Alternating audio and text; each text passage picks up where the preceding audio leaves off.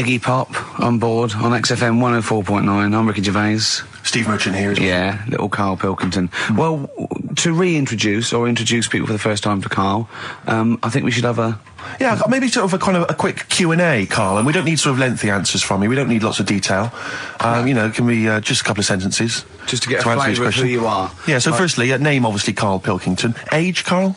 I'll be 30 next month. Really? This month? No, next. Where are we? I don't think we need to ask any more questions. I think we've done it. That's it. I think we've Welcome done it to the world of Karl Pilkington. I think that... Oh, I thought it would take 3 or 4 I questions thought it was going to be at least, to really explain that was the first question. Absolutely God. incredible. But you know, we can't really leave it there because we haven't got enough else to do to fill up the 2 hours. So let's pursue this line of inquiry. Yeah. Age? What was the age, Karl? In a couple of months. When were you born? I'll be 72. Right. What month? What day? I'm on the cusp. You're on the cusp of the day. Well, 23rd of September. Okay. 72. So anyway. Okay, right, good. And you were talking there about, obviously, your star sign where you're on the cusp. Yeah. You believe in that, do you? No. You don't believe in star signs? No, not really. But you do believe in ghosts, I understand. No, because paranormal. but the star sign thing, you've got how many different star signs are they? 12, innit? Right, and then you've got, like, loads of people. Yeah. So you do the math. So they're saying that, you know, there's only 12 different sorts of people in the world. Exactly. That's exactly right. It's made up. It's made up nonsense. It's non-science. It's pseudoscience. It's yes. It's hairy man and dyed hair woman science. Yes. Isn't it? All right. Yeah. Have you ever done anything in a play, Pilk? We know this, Karl. You've performed. Just did the talent show, didn't I? Yeah. Oh, the talent show. Yeah. Remind us of the talent show. That's when I did Walk Like an Egyptian, dressed up as a woman. Yeah, yeah. And did me magic trick. Oh, that's that. Is it an egg? The egg one. Yeah. What was the egg one again? When actually I've ruined it now saying the egg one, but I went on stage with like an hanky. Yeah. And I said, at this point I was dressed up as a caretaker in it. Sure. Don't know why, can't remember. No. I was stood there with this hanky over my hand. Yeah. And I said, right, you're going to love this one. Yeah. I said, I'm going to make a bird appear in front of your eyes, right? Yeah. And I'm like, oh God, what's he going to do? So I'm stood there. Yeah, I'm sure they did. Pulled the hanky off. It was an egg. Had an egg, and I said, oh, it hasn't been born yet. That's brilliant. They loved it. Yeah. Yeah. Wow for it, did they? Round of applause. Yeah. How old were you? Was that you were like 17? Was that apart from your paper round? Was that the high point of your life so far? Is that the what's the no? I didn't really. Karl, want to do I'd like to see you take that on the road, or maybe at least up to the Edinburgh Festival next year. Karl, we're going to play a song now, right? One of my great track, "Watch That Man," off one of my favourite albums, "A Love Insane" by David Bowie. But during that, can you think of a couple of things for me? What's the best thing that's ever happened to you? Can you think about that for 3 minutes? Me and Steve will leave you alone. Just the best thing that's ever happened to you. Remember and think that is amazing. Yeah, can you do that? Play the record. I tell you what. What? You've just reminded me. What? Weird stuff going on in the But world. it wasn't a baby, was it? Maybe it was a baby. Maybe it was a baby, but it had water on it, everything. Well, listen, right, this was a kid with a big head, as far as I'm concerned. He wasn't a baby. But we know what he's got, everything's sorted. But other things, right, that are weird in the world, Yeah, do you know, you're Karl. always like, you're going on about, there's no ghosts and stuff. Yeah. Right? How do you answer this one? Yeah. Someone here who I work with, Yeah. right, I'm not going to say the house, it doesn't matter, but they were eating, space cake, right? What do you mean by that, Karl? Explain. What's a space cake? For people who... It's some sort of druggy cake, isn't it? Yeah. Right? A dope brownie or whatever, yeah. Right. So something with cannabis in it, is that what you're saying? I think it's something stronger than that, isn't it? I don't know. But anyway, he was having this space cake, and... You better give me the name now, Karl, because I've got to report him. No, listen. It's only... No. It really doesn't matter. No. Is he Sturgis? Was it Claire Sturgis? Yeah, She let's say wouldn't it bother. is. She's gone on the hardest. She doesn't Sure, bother with yeah, those. he's just It jacked straight up. doesn't do anything to her now. Straight to the vein, yeah. So listen, right, so he's at a party, right, Yeah. with his mates, and they're listening to the Star Sailor album, right? Right. And he's sat there, and he's had some of this cake, Right. and he's listening to the album, and his mate sat across the way talking to someone else, right? That's weird. The album's on, and he thinks to himself, this track's going on a bit. Yeah. And his mate across the way, who was talking to someone else, Heard him say it, and he goes, yeah, yeah, isn't it? yeah. So he goes, oh. Right. And he goes... See, usually at this point, I say, had this bloke taken drugs, but you started the story with this bloke No. had done some drugs. Since, right, Rick? No, if he was here now, right, he would say, yeah, I know it sounds mental, Yeah. but it happened. And it wasn't just a one question. It wasn't just like, oh, this track's a bit long, innit? Yeah, it is. He had a whole conversation. A whole conversation with the guy. And sorry, I just want to clarify. You mean he had the whole conversation telepathically? Yeah. Right. He didn't just shout across the room. And they've recently met up and they've sat there and tried to work out what happened. And it's never happened. Presumably they didn't have to talk at all anymore. Yeah. Why did they meet up? Couldn't they just in their own homes? Just stay at home. Do they have to have that cake before they start having a conversation? Hold on, wait a minute, lads. Why are we using our lips? Yeah. This is using way too many. Oh, take them. There you go. My only question with that is, being skeptics like Ricky and I, whenever we hear a story like that about the paranormal, the first thing we always look for is maybe some other explanation. Yeah. Maybe one vague idea. Lying. Could be lying. Chinese whisper. As I think you pointed out, there are drugs. It's often an issue as well. Madness. Yeah. Fear. Delusion. Sleep. Yeah. You know, there are so many things you go through. I'm going to go with the drugs before your dead grandmother pops into the equation. I'm going to go with the acid. Right, tell the other story that you totally believe this as a true story, don't you? The fella with the being killed.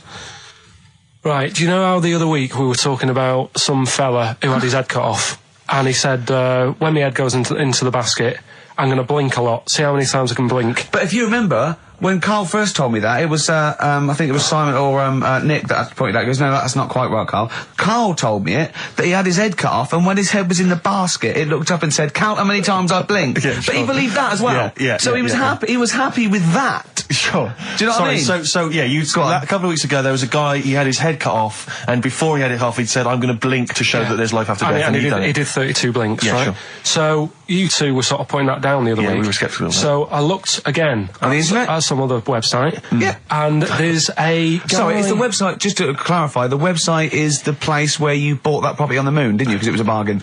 Right. So, this guy... Been gazumped.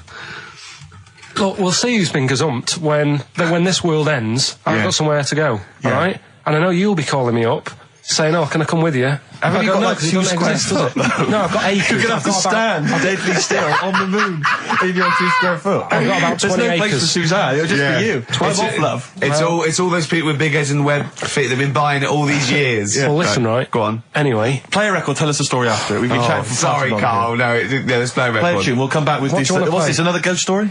Let's play one of my favourite songs of all time, because I'm going on holiday and getting into a lovely serene mood. Sorrento is probably from that. It's Neil Young, After the Gold Rush. Beautiful. Still to come, that competition as well. Look forward to that. Karl's quiz. Yeah. What an amazing track that is. Tune, yeah. Neil Young, Dynamite. After the Gold Rush. So go on, Karl. Sorry. Go on, Karl. So take us back a few steps, Karl. What's the story? Right, so I did some research. Right. Let's just recap again. There was a guy you read about who had his head chopped off. He was guillotined. Yeah. He had said to the people around him, I'm going to blink once I've had my head cut off to show the brain that life can still... Or the brain can continue to work after death. Okay, so we queried that. So you weren't having any of it? Well, no, possibly for a few seconds till the oxygen stops being fed to the cells because the blood has drained away. But, nothing spectacular. So go on. Well, along the similar sort of lines, right? This is quite a few years ago.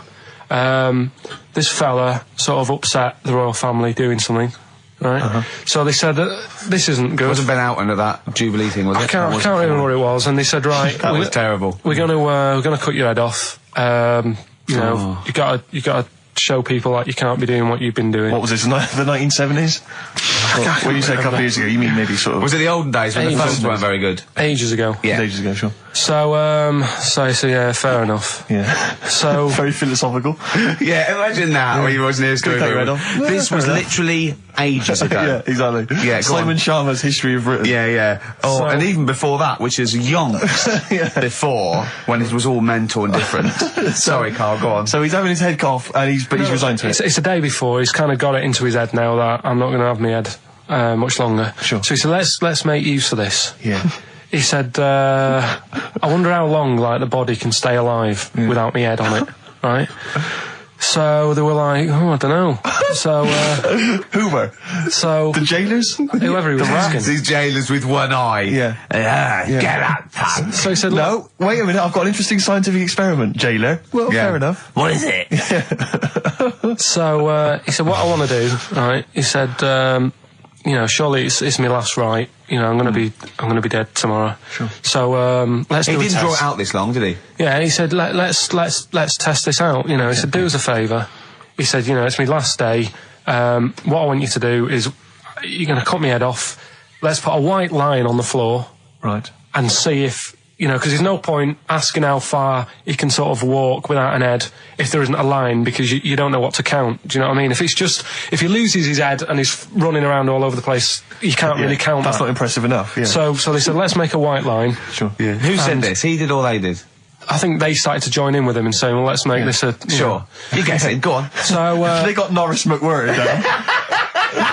The Guinness people. Oh. Yeah. so they said, let's get this white line. Yeah. And, Dedication's all he needs. we'll do this tomorrow. And he said, all right, then, I'll see you in the morning. So we go- I'll see you in the morning. Night, night. Sleep tight.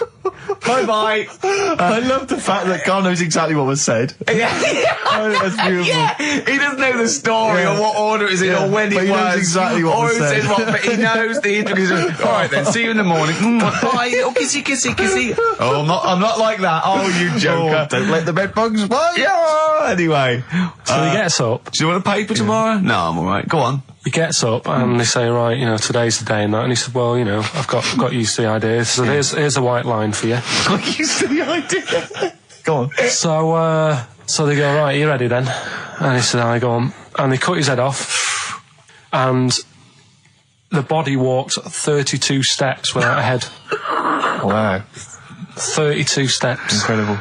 And that's the lesson, really. Did it get as far as it walked along the white line, did it? Yeah, he stayed along the white line, did 32 steps, and then started to stumble a bit, and it just fell over. Yeah. But, you know, it was a test that your body can still keep alive for a little bit Yeah. when you've lost your head. Absolute twaddle. Absolute twaddle. What do you reckon you can do then without an head? How many steps? There'd be muscular spasm, right? Yeah. It would twitch a bit. It would, yeah. You could not distinctly take 32 steps. The body well, don't... Yeah. Is the doctor still on the line? Yeah. The fella that bought 6 parrots.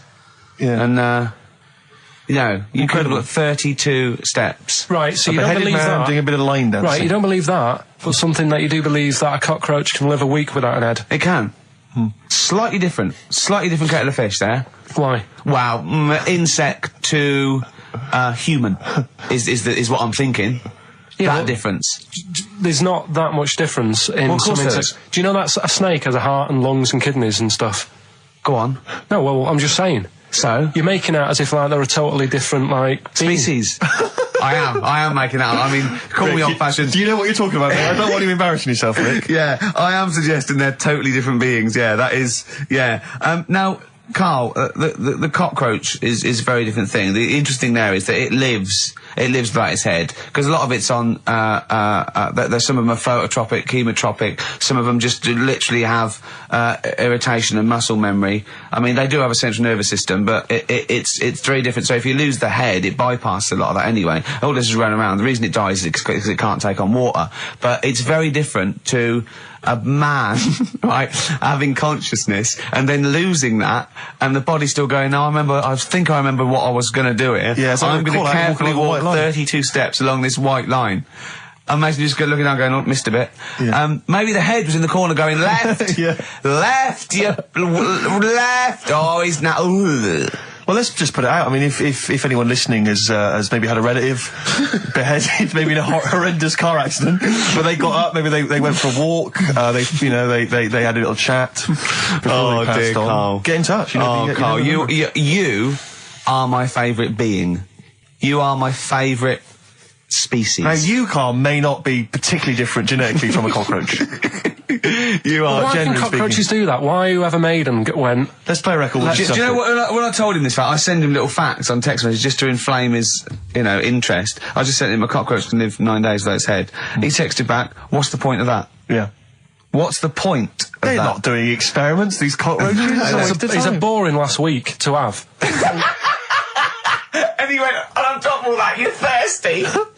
So it's the worst week of your life, isn't it? That week without your head. Play a record. Play a record, Carl. Competition time next. Oh. Look at his little face. Look at his little You've not heard face. Carl's competition. Oh, he could do with that, Ned. Strokes. Someday. I'm already annoyed. I've been I'm in here a bad 3 mood. minutes and I'm already annoyed. Yeah. I'll bring back Claire, I'll tell you. No, it's not his fault. It's It the whole is. place. The library's shite. I tried to get. Oh God! I had to go to Capital Riding. Chill. Fancy that. I had to go to Capital Library to get a couple of records I wanted. Right? Place is falling apart. The email's not working. It's so shoddy. He's had 2 weeks off. I'm on holiday. I mean, they might as well bulldoze this, honestly, because for all the, It is ludicrous. and we get paid peanuts. You get paid, do you? Oh, and it really annoys me. We have to fight. Oh, anyway. Anyway, just calm down. 104.9. I'm Ricky Gervais with me, Steve Merchant and Hello. Karl Pilkington. Carl, you're back. All right. How was it? What, the holiday? Yeah. Well, it wasn't all fun, was it? Because my dad was in hospital. Oh, but he wasn't during the holiday. Not during the holiday, though, was he? You came back from holiday and then found that out, didn't you? Yeah, but it happened when I was on holiday. Did you know that, though, when you're on holiday? No, because I didn't take my phone with me. Well, that's the our weird question. thing is, Yeah. I got a feeling when I was sat there, because it normally happens. It wasn't a nudie speech, was it? When I first went away, You saw that old fella with his packet out. when I went to Ibiza, right, I had a feeling, and I called home. My dad had punctured a lung. When And you this say you had time- a feeling, what do you mean, a feeling? Just like, I should call home. There's something not right.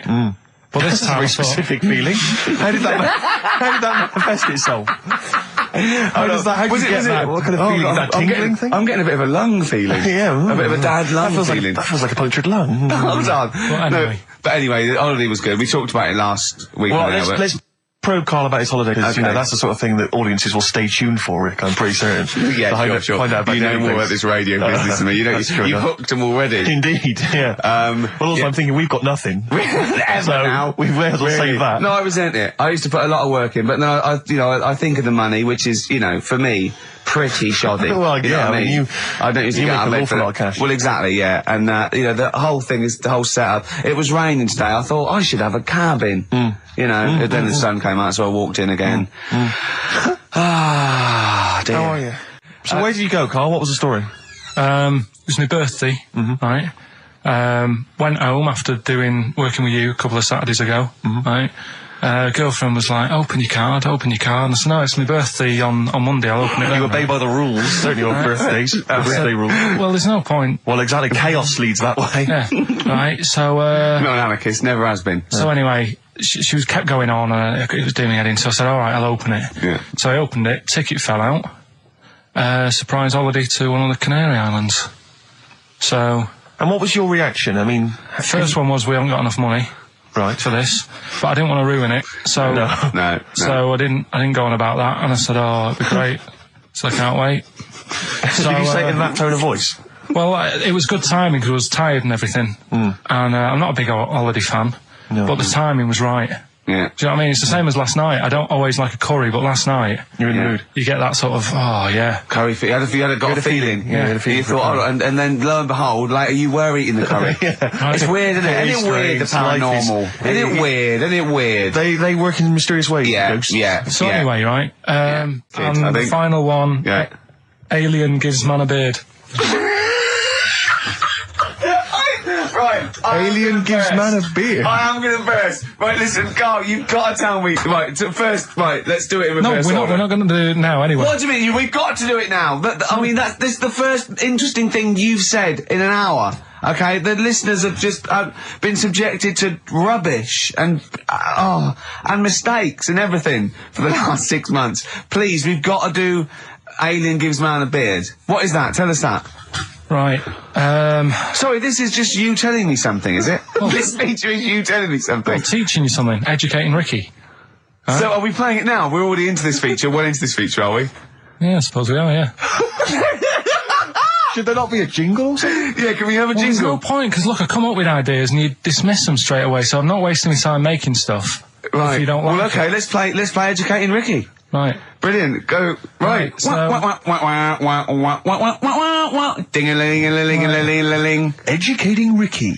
Right, what are we going for then? Hanging the bacon, airy Chinese kid, alien gives man a beard. I think Alien gives man a beard. I'd like all to the do time, that. Right, there's this fella, I think it happened in America, and he saw a bright light in the sky. And, God, if you're bored. and he stood there. This is a true story, is it? Yeah. He stood there, Yes, of course it isn't, Steve. and he saw this bright light, and it came closer and closer, and it was a UFO, right? Yep. And he looked at it, and it disappeared, right? And he gets back in his car, He looks in the mirror. and he looks in the mirror. Yep. He's only got a beard. He has. You sure it wasn't someone else who got in the car and he was still standing out there? Right? What? And it turned out, Yeah. he got home and said to his wife or his girlfriend, it's a bit weird. So I just got out of the car to look at a bright light, and I got back in the car, I grew a beard, and she said, never mind your beard, where have you been for 3 days? And what had happened is, He passed out because he was pissed. no, the UFO had taken him for 3 days. Yeah. But he'd only thought that he'd only looked at it and it went away. Yeah. But what had happened is, he took him and he grew a beard because he hasn't had a shave. Right, okay. I mean, was Will Smith or Tommy Lee Jones anything to do with this at all? Did you see this on a video maybe and thought it was an educational film? No, it's from a book that some kind person sent in to me. Here. Can I just ask again, just again, I'm just throwing this right back at you. Do you think there's any other possible answer here? Right? A man is absent for 3 days from home. He's the grown a length beard. of time that it could take to grow a beard, lest we forget.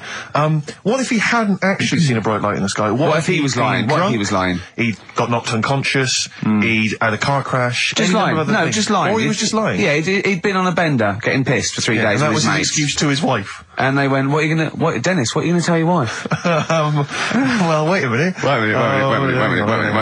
He's not going to believe I was out with you, lads. Just say you're only away for a minute. No, she didn't know I wasn't away from it because of the beard. Oh yeah, look, it looks like you've been out for 3 days. Well, we have. That's Exactly. right. Okay, we've got to cover that then. Alien abduction. Great one. Okay, let's try that. Do you see? That's a little scenario there that could have been played out. So when you say educating Ricky, what have I learnt from this? Never listen to you again. That's all I've learnt so far. Never listen to you. Yeah, we'll add a little bit more in here, right? To Well, spice this no. up. What do you mean? Add a little bit more. We'll add a bit more to this what I'm educating you about, Go on. right? There's only a law in America that says if you touch a UFO, you're going to get done. Now, why would they make a rule? I don't know that. Do you know, like all their rules have a code? Carl, I genuinely do not know what you're talking about. Right? Do you know, like how here they might have? Do you know I what? have no idea. Right, Okay. Do you know, like over here? I'm listening to Capital and these headless. I got Foxy on from yesterday. Right, let's bin that. No way, it's great. No, I want to hear about Airy Chinese Kid. let's play a tune. And Okay, then come play a back with tune, Harry come back with Chinese Chinese Kid. Kid, Right, definitely. Some doors. Yeah, I Yeah. just thought I'd go back, Oh. take it back to the 60s. This is a tune that a friend of mine sent If me. you touch a UFO, you get done. Soul Kitchen from the Doors. Shambles today. This. Right, okay, educating Ricky. What have we got? Airy Chinese Kid, go on. Right, yeah. This is the. I didn't want to do this. What do you mean you want to do it? Well, I wanted to give you three, and I gave you one. It was like the alien man gets a beard or whatever. Yeah, And- which was total rubbish, so this one should be better, maybe. Hairy Chinese kid. Right, well, we've talked about hairy people in the past. True enough. Haven't we? Yeah. You know, the little kids who grew up in woods and hung around with wolves and that. Yeah, again, you're confusing it. Yeah, they're not, there were some people that were born very hirsute. They were not the people who were brought up with wolves. Yeah. You just put that together in your Homer Simpson type mind. Right, well, this is like a sort of close to that sort of story. But the weird thing is, right, Chinese people aren't that hairy as a nation. No, seriously, that's a well-known fact. They don't have that much body hair and stuff. Okay. So this little kid who was born over there, he was like covered in stuff. Was he? And it was only his nose that wasn't hairy. The rest of his body was caked in hair, right? And his hair sort of... What sort of hair was it? Was thick hair. No, what I mean is, was it sort of like a pony's mane, so he just looked like an Ewok? You know what I mean? Just like hanging down sort of straight, dark hair. In the picture, it looked like it grows from his eyebrow. It grows from his eyebrows quite thick, and then it just goes all the way over his head. You don't think it was just really long eyebrows that he'd done a comb over? No, it was all over his body. It had a picture of like his back and that. Yeah. And had he styled it? Had he styled it at all? Did he have it in a quiff or? No, it was just hanging all over him. Yeah. And they were like, you know, this is a bit weird happening in China, where we're not normally that hairy. That was the scientist speaking there. And the local press and that were getting him down, calling him Monkey Boy and all this. Oh. And thinking Chinese press. But the doctor, Yeah. Oh, they're cruel, aren't they? It's like those game shows. That's Japanese, isn't it? yeah. That's what. Yeah. and the doctor said, I was Carl talking through all that time while we were just like talking to each other then. Because I turned round and I still saw he was talking. Go on. So anyway, the local press came in to see the hairy boy, the monkey boy. and they were like being tight, taking the mickey out of him, and the doctor said, Throwing him nuts. said he's only hairy. Said he's a healthy young kid. The only faults he's got is he's got a little bit of eczema and a boil. And he said everybody should just treat him the same, and I think he grew up a healthy kid. Yeah, so that's the That's the end of the story. That's not a story. why. But I've got nothing. I don't know what to say to that. So someone in China was born slightly hairier than the rest, and he was normal apart from eczema and a boil. That to me isn't a story. But if it is, I've got a million. I mean, it's sort of like bloke from Manchester went a bit bolder than the rest, got a job on radio. He was normal. I mean, that's not a story, is it? Do you know what I mean? All right then. You know, I won't be telling anyone the bloke got in the car and he had a full-face beard. Why has his car been towed away? Because it was a quiet road. Was it? Wasn't in the way. So. Are you filling in the blanks again? That wasn't in the book, was it, that you read? See, that's the thing. Sometimes I think you make up bits of the story as though they were fact. That doesn't seem right. Well, that's all you can do, innit? So that's educating Ricky. Will we Brilliant. do that next week? That is brilliant. No, I think that was good. I did. I mean, I enjoyed that. I learned something from that. I mean, I want to get I mean, this is all from one book, is it? Yeah. That's an interesting book. With the, I don't want to dwell on it, but with the hairy Chinese kid, what did they say about that? What was the, I mean, was it once there was born a kid who was slightly more hairy than everyone else, but yeah, it's all right, he only had a boil. Oh, how did they word it? How did this capture your imagination? There was It was a picture that grabbed me first of all. Yeah. Sure. And it was like, God, what's up with him? And that's when I read it. Did you see the boil and the eczema or just the hair? No, you see, because his face is like, just under his eyes is sort of nice and smooth, and his nose is sticking out, and that's not hairy. But the rest of him, it looked like he had the sort of a balaclava on or something. And then I read on, and it's like, this is a hairy kid in China. Yeah. Yeah. So. Yeah. Okay, good. Anything else in there? Because, I mean, I like that. We'll do more of that next week. How is that alongside, hanging bacon, alien abduction, a hairy Chinese kid, and, a little interesting fact about the derivation of a phrase? What do you mean? He didn't understand a word of that. I knew the word derivation was going to cause problems. I thought derivation shouldn't have come out. I wasn't disputing. He's all smug because he just had a phone call. That was Beck, lost cause. Go on, tell him why you're all smug. Because Adrian just called up. Yeah. After hearing the story about the Chinese kid. Yeah. And he said, yeah, that's true. He said that there was a TV programme on it. Yeah. He had a chromosome defect. Yeah. And it made him hairy.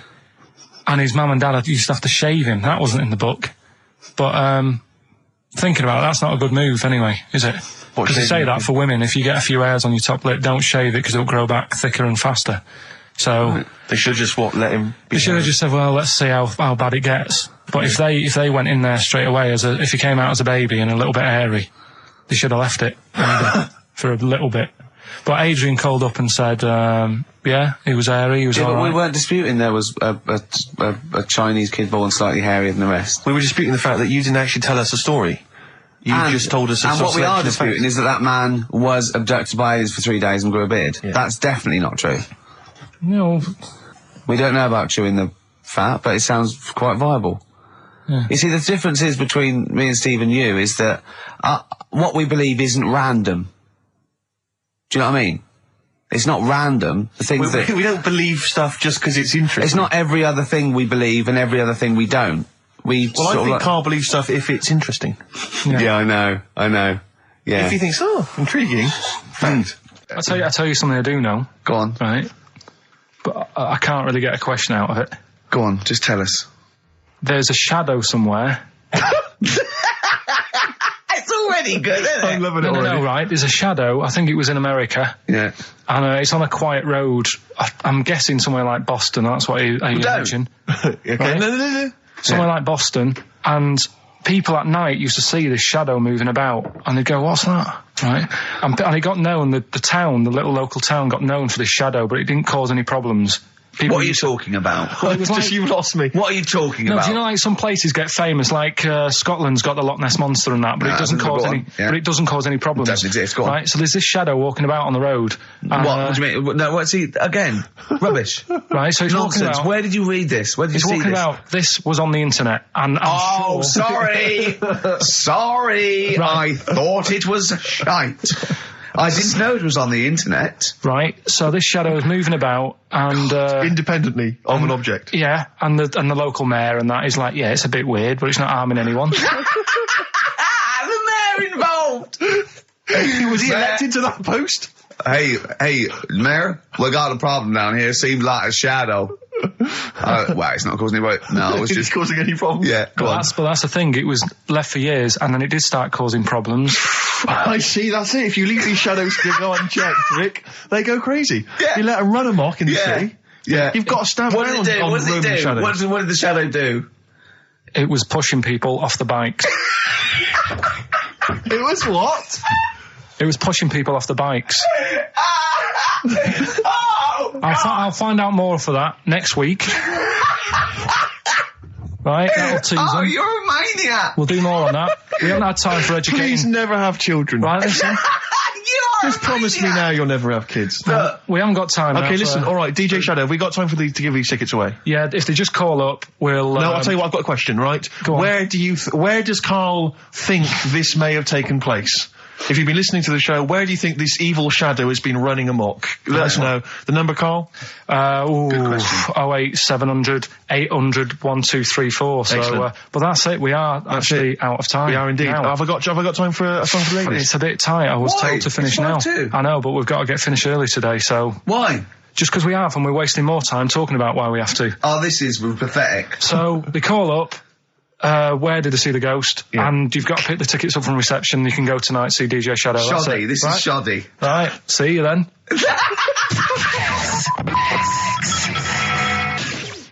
Oh, Foo Fighters and All My Life on XFM 104.9. I'm Ricky Gervais, with me, Stephen Merchant and Karl Pilkington. So, just before we do educating Ricky, this is where Karl thinks he can give me something of interest and teach me something to take away. Last week I found out that somewhere in a strange land, people thought tomatoes were poisonous because they ate them with lead. Things like that. What was the other one you told me? What else was it last week? Bit of worms. Cut me off. Yeah. Oh, I sent him a text message. I was on the train, a bit bored, and I read in, I think it was Metro, scientists have found out that worms get stressed, and they found out that the fat ones didn't live as long. And when they checked the thin ones that lived longer, they found out they had a gene for de-stressing them. Right? Karl, do you remember what you said? No. He went, well, that's stupid, isn't it? He said, did these other ones die of natural causes? I went, yeah. He went, all right. Because it could be that the fat ones couldn't get off the pavement quick enough and got squashed. So maybe the scientists go, yeah, we didn't. Yeah, they come to think of it, they were flat as well as fat. I think the reason that the worms are getting stressed is because people like Karl are cutting them in half to try and make 2 steaks. Yeah. Yeah. Two worms. Yeah. That's the concern. he said they can't even commit suicide if they're stressed by cutting their throat. I also sent what I thought was quite interesting, that the scientists have found that the elephant hasn't got the best memory. The sea lion has, based on they've got a sea lion, and they got it back into the old laboratory 10 years after it taught it a simple trick, and it could still do the trick. What did you say to that, Carl? I'd say they don't get up to much anyway, so if you do teach it something, it is going to remember it. Sure. Because it's got nothing else to do. Yeah. And then it also, I mean, I like sea lions, they look nice and everything, but what do they do? What was that? Sea lions? Yeah, what are they here for? It's another jellyfish, as far as I'm concerned. It's like, it's there and people know about them, but what do they do? Yeah. What do we do? What do we do, Carl? Well, what do we do? A cat, first, Steve said, is good for your heart. So why is it all geared to what's good for us? Well. Anyway. Educating Ricky. Good, we've settled that then. Go on. The titles that are meant to sort of pull you in. Yeah. We've got, what was it? Stocking, Aitken and Waterman. Yeah. You've got It's Not His Vault. And Get a Load with This. Get a load with this. So, which pun do I pick first? I think I'll go for Get a Load with This. Get a lobe of this. Yeah, get a lobe of this, yeah. Well, that's a story about a girl who, she was deaf, right, for 4 years. And, it happened quite a bit back this. What year? Or was it, I think it was ages ago, was it? About, yeah, quite a bit back.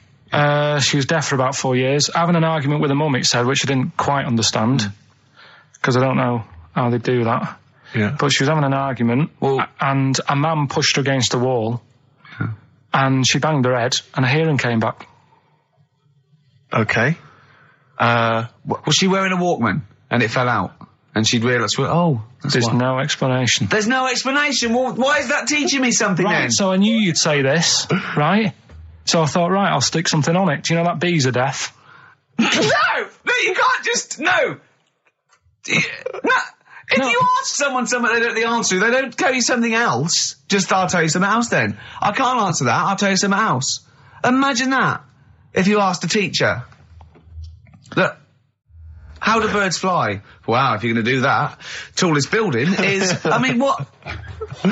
Well, that was the equivalent, Carl, of running away when we asked you a question. Yeah, the intellectual equivalent. Look over there, there's a monster. Yeah. Listen.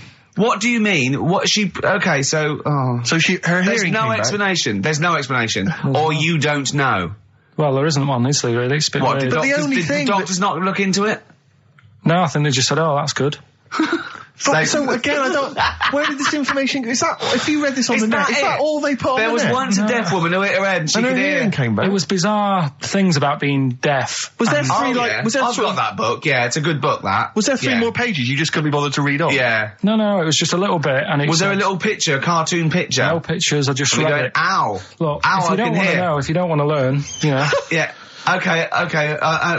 It's Not His Vault. Let me have It's Not His Vault. You got to save this. This has got to teach me something. It'll be an interesting story. Right. It's Not His Vault. This fella. Yeah. What year? Ages ago? Olden times? I'd say in the 70s. Okay. Would you? Any evidence for that?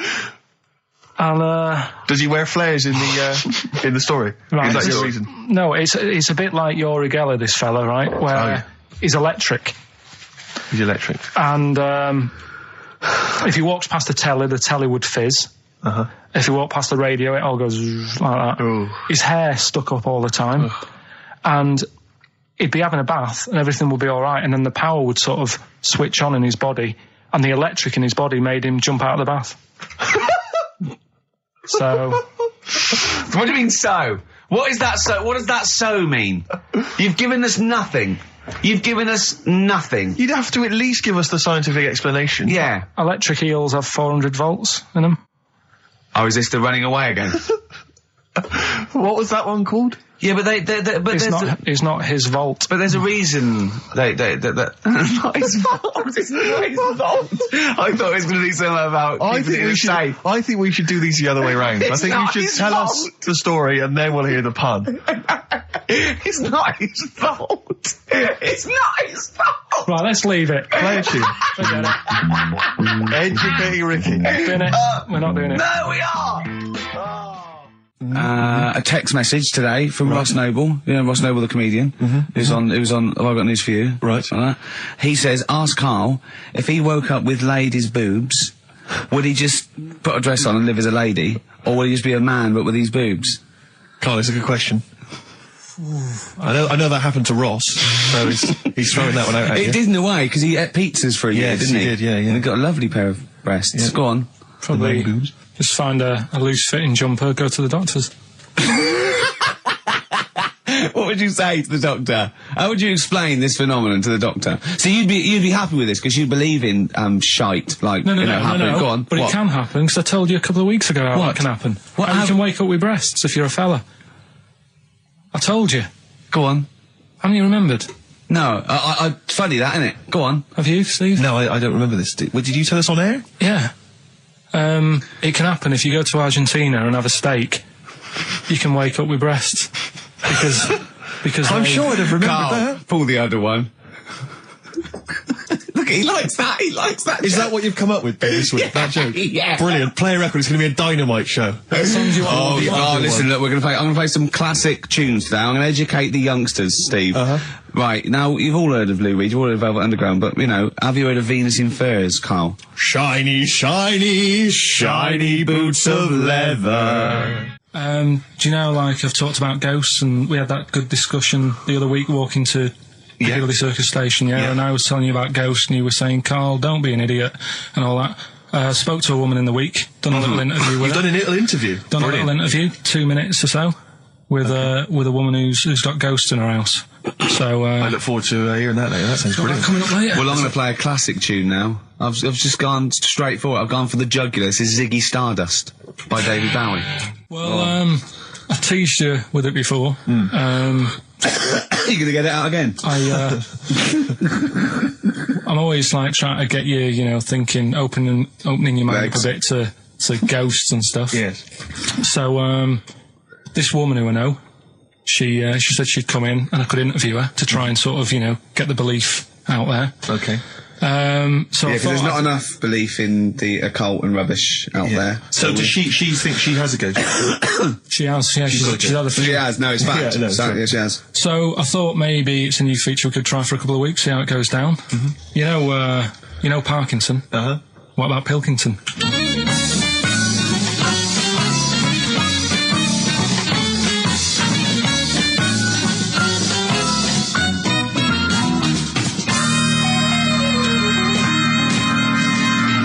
Welcome to Pilkington. Thank you. My guest today is Taryn. She's a plugger. You're still a plugger, aren't you? No, do co-management. Right, now. she does co-management, but she was a plugger. She looked after Therapy, Raging Speedhorn, Slash, all the big names, yeah? But we're not here to talk about music today. We do a lot of that on XFM. Today we're talking ghosts. Now, Ricky and Steve, who I do the show with, they're not having any of it. So I said, well, I know someone who, gets on with ghosts. There's a lot of them. So I thought I'd get you in today, have a little chat for a couple of minutes, just to sum up the story so they get an idea of what happened. You had a horse, yeah? You had it in some stables. Yeah. He hasn't let her speak yet. You went to, look after it and that, play around with it, take it for a ride and that. Riding. Yeah. 2 of your mates were in the stable where your horse is. Not my stable, in the opposite stable. In the opposite stable. And I heard them giggling and They're getting messing up to about and something. that, yeah. You heard them having a laugh. So you thought, right, what are they up to? So you go in, and they're messing about with a Ouija board. Yeah. Right. So this is where you come in. Did you get involved with the Ouija board? Unfortunately, I did. Right. And what happened then? I was like, oh, you don't believe in this. Oh, let me have a go. Right. And ask a few questions, put our hands on, and it actually started moving. So a lot of the stuff you asked it, did the things happen that you asked? Yes, they did. Right? So that's scary for a start, right? We haven't even got to the ghost bit yet. So you mess about with Trap that. soul, Yeah. I like to call All right, it. trap soul. So you're messing about on the Ouija board. You say, right, I've had enough of this now. Yeah. I've got all the answers I need. Yeah. You go home. I didn't like them. You go in the house, and it's a bit nippy. The flat is absolutely fine. It's when I went into the bedroom. You've got to remember, it's a very, very warm, hot evening. Right. And walk into the bedroom and note it is cold, colder than usual. But I'm actually quite glad because it's so hot. Right, okay. completely ignored the fact that the windows were all shut but the curtains were blowing. Didn't sleep well at all. Right. Next evening, same again. Freezing. Yeah, very, very noticeably cold. Curtains blowing. Yeah, I'm fast asleep, get woken up, the wardrobe's opening. So at this point, this is where we clear up. You're not on crack. You're not. Oh, never touched drugs in my entire life. You're not a drinker. No. I will have the odd glass of red wine. Yeah, right. That's all right. They recommend that anyway.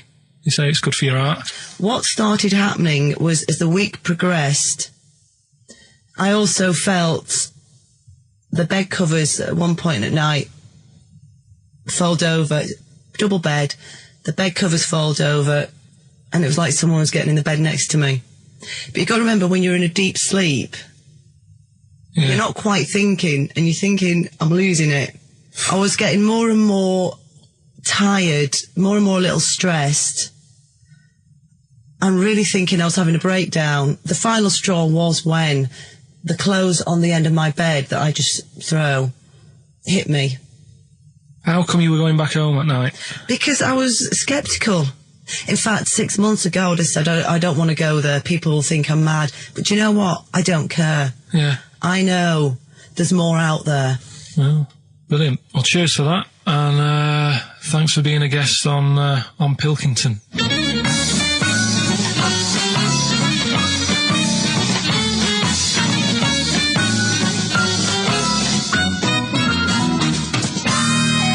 Incisive investigative journalism there. I like the fact that you've learned a lot from Parkinson, even stealing some of his questions, like, are you on crack? Which I know he always asks his guests. Yeah. I like the fact that when she went, I don't know, I have the occasional way, he goes, well, that's all right for you. Good for your heart. That was great. It was brilliant. That is the best interview technique I've ever heard anywhere. I feel like there's still some questions unanswered. Yeah, it hasn't proved it to me, I'll be honest, No, Carl. It hasn't proved me the existence of ghosts. I have to and say, Rick, that poltergeists. I was worried as soon as she got involved with the Ouija board. I was thinking, please do not get involved with that Ouija board. Yeah. I was worried when said I heard some giggling coming from the other stable. Yeah. Don't go over there. Don't go over there. What questions did she ask the Ouija board? You didn't ask her that, I noticed. She didn't want to. She didn't want to say? No. Okay. Do you think it was something like why that you did to try and confuse the computer, and the spirit world got really annoyed, and they got confused, and they came back and started messing up her clothes? But what do you think then? What do you mean? What do you mean? What do I think? What do you think? What about what? There's nothing I can answer there. There's nothing I can answer. All right. She said. Well, I'll just keep saying I don't believe in the existence of ghosts because of the impossibility. Right. Now, when she said, I mean, the interview I did for 50 minutes. You did for how long? 50 minutes. 50 minutes? Yeah, we might use that at Christmas or something, right? But the thing is... Well, that's the best you got out of 50 minutes. They're the highlights. No, MTV are not going to call again. I'll tell you what, right? It did get a bit dark, and I didn't want that sort of stuff going out. Saturday afternoon, yeah. But I can understand the heating thing. I said, well, you know, in the full interview, I was saying, you know, that could be anything, couldn't it? Heating broke or something. Now, she said what else was she talking about? Someone got into the bed next to her. Yeah, I mean, I sort of said, well, you know, how did that happen? Yeah. And she couldn't explain it herself, but I said, but it did wake you up. Maybe you're a little bit sort of, still. Although the only explanation I can think of, if she didn't actually see anyone, is it was a ghost. Yeah, well, she's probably got a ghost getting in bed. But what about cupboards opening and shutting? See, again, the only explanation for that is a ghost. Yeah. I can't think of anything else. Play a record. It's got to be a ghost. It is ghost. I think you've proven it to us. Yeah. A spirit. Yeah. Street spirit? Yeah. Nice. Street spirit. Radiohead. So, turns out ghosts do exist after all, Steve. A woman what Carl knows proved it. I've got egg on my face. Yep. On XFM. Instantly, Rick, I should just encourage you and everyone else listening. I've got egg on my face. Is that what you're going to say? Yeah, I've just been eating an omelette. James Randi, a hero of yours and a hero of mine. Yeah. He's on TV this week on Horizon. I think it's maybe Thursday. Check press for details. Trying to expose the nonsense that is homeopathy. Oh, yeah, I saw that, yeah. So I look forward to that. Do you know what that is, Carl? Oh, go on. They've got a theory that if you say you got something an essential oil or something in a solution, 1 in 10 solution, and it does something to you, actually does something to you, they've got this thing where they dilute it to there's nothing in it, but because they're using the same water, and the water still has the same effect. It's sort of like a placebo that works. That's the sort of theory of it. What time's that on? I checked the papers, but I think it's sort of 9 o'clock Thursday, something like that. It'll be interesting though, Carl. It will be interesting, mate. Trust me. And a boxer that is in peak, with that, basically, you've seen the ones, they just look, like Bruce Lee. Yeah. They're 8%. 8% fat. So, is that good for you? Well, I don't think it's that bad for you. I mean, you need a bit of fat. Bruce Lee supposedly, there's so many rumours, I'm sure you're fascinated by them, Carl, conspiracy theories surrounding Bruce Lee's death. Yeah. One of which is that his body was, it's at the peak of physical perfection. He had an aspirin because of a headache. And it reacted with his, because just the impurities in the asprin killed him. Yeah. Yeah, because it's sort of like quite interesting and a bit weird. Yeah. Yes, that's fact. He'll have, Well, are you aware of the fact that supposedly he actually cheated death, he actually faked his own death so he could work undercover for the Hong Kong police? Are you aware of that? Yeah. Do you believe that as well? Not so convinced. Dunno. Do you believe he could kill a man by putting all his energy into a trembling hand and touching him and every blood vessel burst? Well, it's just another form of trickery, isn't it? I mean, you met up with Darren, didn't you? Met up with Darren Brown, yeah. Darren Brown. Yeah, he's incredible. Yeah, he's probably the Britain's best illusionist, if you don't mind me saying. Yeah. Well, you can put that on a poster if you want. Tell you what, though, right? Changing the subject a bit. We were talking about a fly getting in that pod. Yeah. Read in the week when I was searching for stuff to educate, the Educate Ricky section, which we will be Do you want to answer that phone, because it's annoying me? Who's phoning? I don't know, it's obviously someone who doesn't know that you're talking at the moment, so leave it. Let him finish your point. It could be, leave it. It could be the head of... Leave it. Yeah, go on. Could be the head of XFM? Yeah. Oh, I'm so scared. No. We must I won't be embarrassing him. I'm there going, don't call me when I'm working. Nice. Right. Fight against the machine. High five. Yeah. Raging against the machine. Anyway, right. We were talking about flies getting in a pod. And do you know, like, how a Barbie doll, if it was real, it wouldn't be able to work? Do you know what I mean? A Barbie doll, if a woman had the proportions, she wouldn't be able to tie her shoelaces up and stuff because her legs are too long for her back and all that. Flies, scientists can't work out how they fly. It's a bee. It's a bee, not a fly. No, a fly as well. No. A fly is, apparently its body is like too big for its wings, and they still can't work it out. Yeah. How it flies. Which in your mind says what? Something spooky. They have worked it out. It's the fact that what they do, the wing actually beats a ridiculous about 150 times a second, so it displaces air. Yeah. So they have. I know what you mean. It's incredible that it can fly because it's got such small wings. Yeah. All right. And it's a bee, not a fly. So, yeah, but other than that, good point. Bowie. Another classic. Be My Wife off the Low album, David Bowie. Carl, you don't feel depressed, mate. Don't feel low. You can't be right about everything. So, 3 stories. Don't rub it too hard, you'll get a rasher. Enough is anus. And we'll have that one then. That one? Yeah. Right, well, do you believe in palm reading and stuff? No. Yes. Sorry, yes. Yeah, of course. Sorry, I forgot. Yes, of course we do. Right, well, there's a fella who, he used to do palm reading. Oh, yeah. But a lot of people, he found that when he went up to him in the street and said, do you want your palm reading? He was like, a lot of them were like, I'm a bit ashamed of my nails and stuff because they're a labourer or they're a cleaner or something like that. I know a lot of labourers are slightly embarrassed by their nails. Yeah. No, but...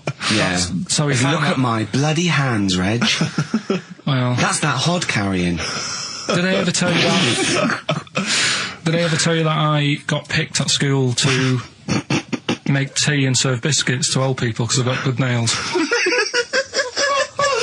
No, go on. Is there any more to the story? Well, that's about it. I mean, we used to do like, I think the head teacher must have been getting something, maybe getting his mum in there for free or something in this old people's home. So he offered the kids at the school, he said, right, all sit at your desk and put your hands on the table.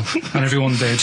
And he walked past me and he said, not bad. And he said, you've got the afternoon off. You can go and serve biscuits and tea to the old people. What did you say? I said, all right then. Was that? Yeah. Good afternoon. But anyway, what did you do? He just sort of walked around and went, you all right? Do you want bourbons or digest? I bet you get on with old people, wouldn't you? I'd love to see maybe Especially the senile ones. yeah, no, but I'd love to see you on VH1, just in a link. They just go, you know, they've just played Robert Palmer, right? And it comes to you in a little park, and you just sit next to an old lady, go, alright? And you go, yeah, not too bad. You go, what do you think of London? Crap, innit? And she goes, yeah, it's awful, innit? And you just have a talk, and you go, right, well, she doesn't like it, in excess. Yeah. That's what I'd like to see. I still think my idea is better, but... So what are you going for then? Oh, you've picked one, haven't you? Yeah, so this fella... So there's palmists going around the streets. Yeah, he's going round... and randomly trying to give palm readings. They're losing money, hand over fist. Yeah. Right. So they said he's what he's done. He's reading people's bottoms now. Sorry, whoa. You just I didn't quite follow that. He was a palm reader. That wasn't making money. So now he's going up to people in the street and saying, "Can I see your arse?" Basically, yeah. So from being a palmist to an arsonist. Well, they just that's what he does. He said the same sort of lines and that you get on your hand. You get them on your bottom, and he can read them. Right. Yeah, he's not a pervert or anything, or making up as he goes along. No, that's it. That was that. So, if a man came up to you in the street and said, "Can I have a look at your arse? Can I read your arse?" You'd drop your trousers, would you? No. If he went up to him and he said, "Oh, I'd rather you didn't, because I'm a labourer. I've got bad fingernails." No, that's why I've seen. That's what a lot of labourers, they're showing their cleavage. You think, but actually they're having their arse read. Absolutely. That's what it is. And then So is that the end of the story? Yeah. But then because... That's it. Educating Ricky is there's a bloke who reads arses. No, You're a mentalist. But what are you talking about? So, tell you things that make you wonder. You saw Darren Brown. What did he do? No, extraordinary. Yeah, I told him, but it's you should peep it. A lot of people don't realise who Darren Brown is, and he is, I think, the best illusionist in the country. We went to Jonathan Ross's house for his birthday. I didn't. No, me and Jane, and we went there, right, and there was lots of people there, and Darren Brown was there. Jonathan got Darren Brown tricks, and it was incredible. He did all these tricks, right? I mean, incredible. It was just amazing. And he did one with a bloke who was there, a friend of Jonathan's. I think his name was Ray, and he got him to give the pack. He said, count the cards. And he counted out 52 cards. Yeah? He went, think of any card in that pack. He didn't touch it yet. He's counted 52. They were in his hand. He said, think of any card. He said, what was it? He said, 3 of spades, something. He went, find it in the pack. Couldn't find it. He said, count the cards. There was 51. Right, and he couldn't find the card, and he had no idea. And we forgot about it. He went, oh, it's gone wrong, and he forgot about it. And he kept, he was going, I wonder where that card is, and he kept looking at it. Like, I found out that about a week ago, Ray went into hospital with appendicitis. Yeah? And the surgeon, as we said, there was something crumpled up. There was a thing, and it was a card. It was the card that was in his thing causing appendicitis. And when he came out of surgery, there was a card from Darren Brown saying, was that your card? That's amazing, don't you think? I mean, that's incredible. Thing and then a crab went, I know what it is. It's a 5 of spades. It's another wind-up. Yeah, well, see, I'm not going to believe anything anymore. But that's so if I ever... You've learned a lesson! Yeah, but say if all this goes wrong now, right? Cry Wolf and all that. Yeah. Imagine I get dropped by MTV. You haven't been asked yet. Yeah, well, whatever. Right, they short on firemen because they're always going on strike. I answer the phone, it's you saying my house is on fire. I don't know what you're talking about now, Carl. I don't know what he's talking about. I think somewhere along the line there, Carl has been recruited by the fire brigade. Did you leave that bit out in the story? Start again. Yeah, right. That's what I'm saying. Because I just wound you up about crabs, babies pushing their way out of vaginas, and Darren Brown causing the pencil. Right, yeah. It's the best of. You've been voting in all week, sending your emails. So here's the clips that you wanted. Alright, so, here's the first bit. Where are you going, Lanzarote? Yeah. Where's that?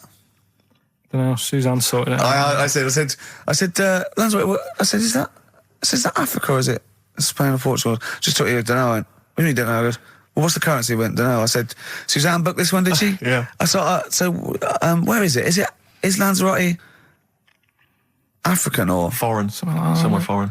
I was looking last night, and, doesn't look that good.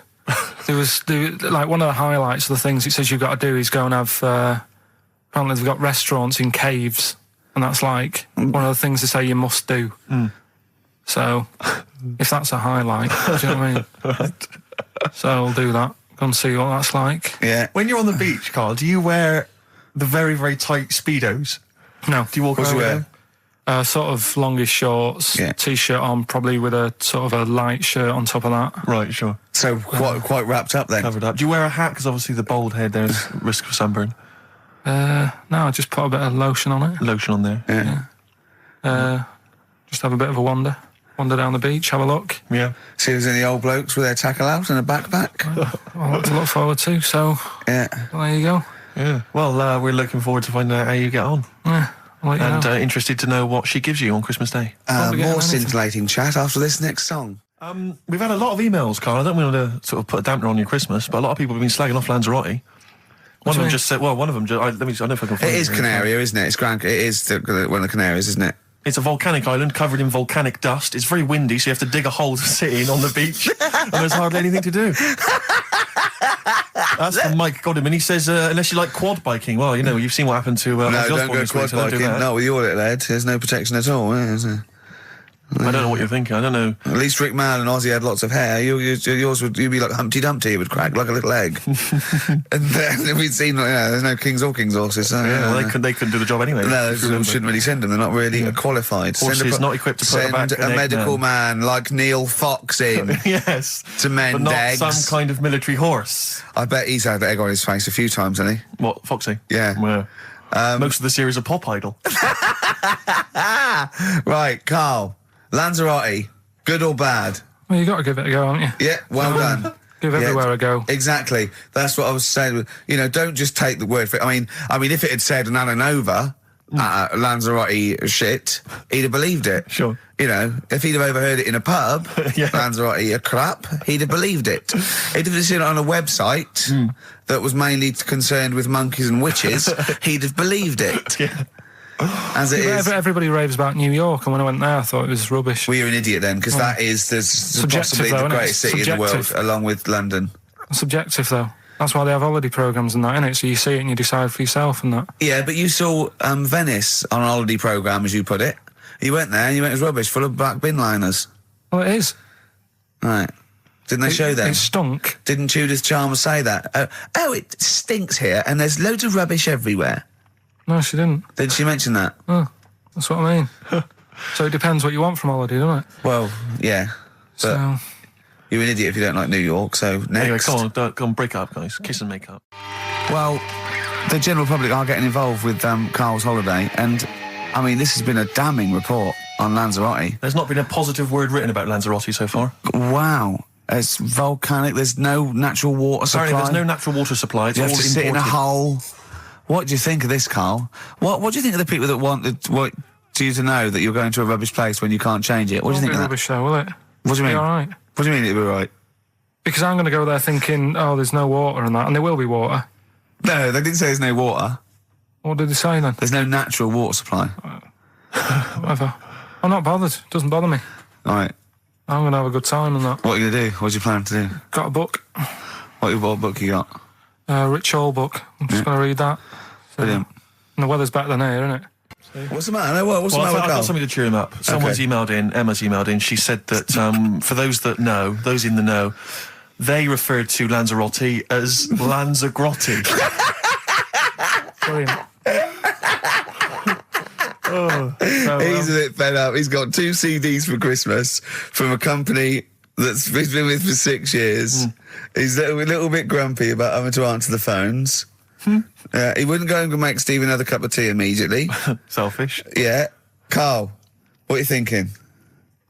Nothing. Go on, what were you doing? Come on, Carl, you're getting paid for this. Project. Out. We'll take one of those CDs away. All right. Man grows penis on his arm. I mean, why never people are understood constantly losing their penises around the world, I've no idea. But why I on didn't the realise it arm? was a bit... What do there you was mean, such why on an the arm? epidemic. It's just a graft, isn't it? Yeah, but put it on like your buttock or your side. Not you can't wear a short sleeve shirt. Why did it? They've done that before. I don't understand it. Why not just graph it onto the side of your leg or something where it's high up, close to where it should be? I don't know. To get it used to the environment. Like when you were released a duck into the wild. I've never understood that. If there's a doctor, again, we had a doctor last time. If there's someone who can let us know why they put it on the arm. So they can keep an eye on it, presumably. He's not going to work with this knob on his arm. He's probably in a hospital bed and under examination. Right. So what do you think? They pop the knob on the arm, say, come back in 3 weeks. What do you do, by the way? I'm a mechanic. Keep the knob, keep the long sleeve shirt, because the blokes go, why have you got a knob on your arm, mate? What are you talking about? He doesn't go back to normal as a teacher. Sir, what is it, Simpkins? You got a knob on your arm. No, don't worry about that. Do your maths. What do you think this bloke's walking around with a big knob coming out of his arm? Why on the arm? So they can keep an eye on it. So it's not But if he's in bed, just get him to not put any undies on or whatever and just have a little sly look at how it's going. Even in hospital, if you're in a shared, like, little hospital room, people going, oh, I've had heart problems, what's your problem? He's there with his arm out. He's got his knob out. Yeah, but I don't think it counts as indecent exposure when they're grafting a knob on your arm, sticking that out the bed. Imagine if he's driving, he's just got it out the window. People driving by. Yeah. The fact that at the end Is that bloke giving me the finger?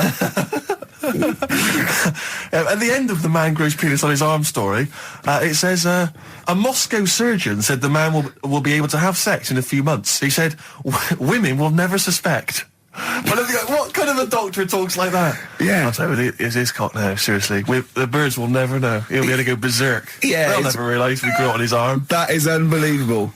Will he have a little scar on his arm, do you think? Yeah, I don't get it. Like I say, 83936 if there's a doctor out there. Or indeed, if you've ever grown... Or a tailor. Making you a shirt. What side do you wear your cock on, sir? On my left arm. There's only one bird that has a penis.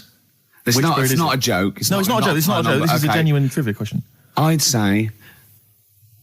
I think I've seen one on this. Is it an ostrich? Right, you're going for ostrich, Karl?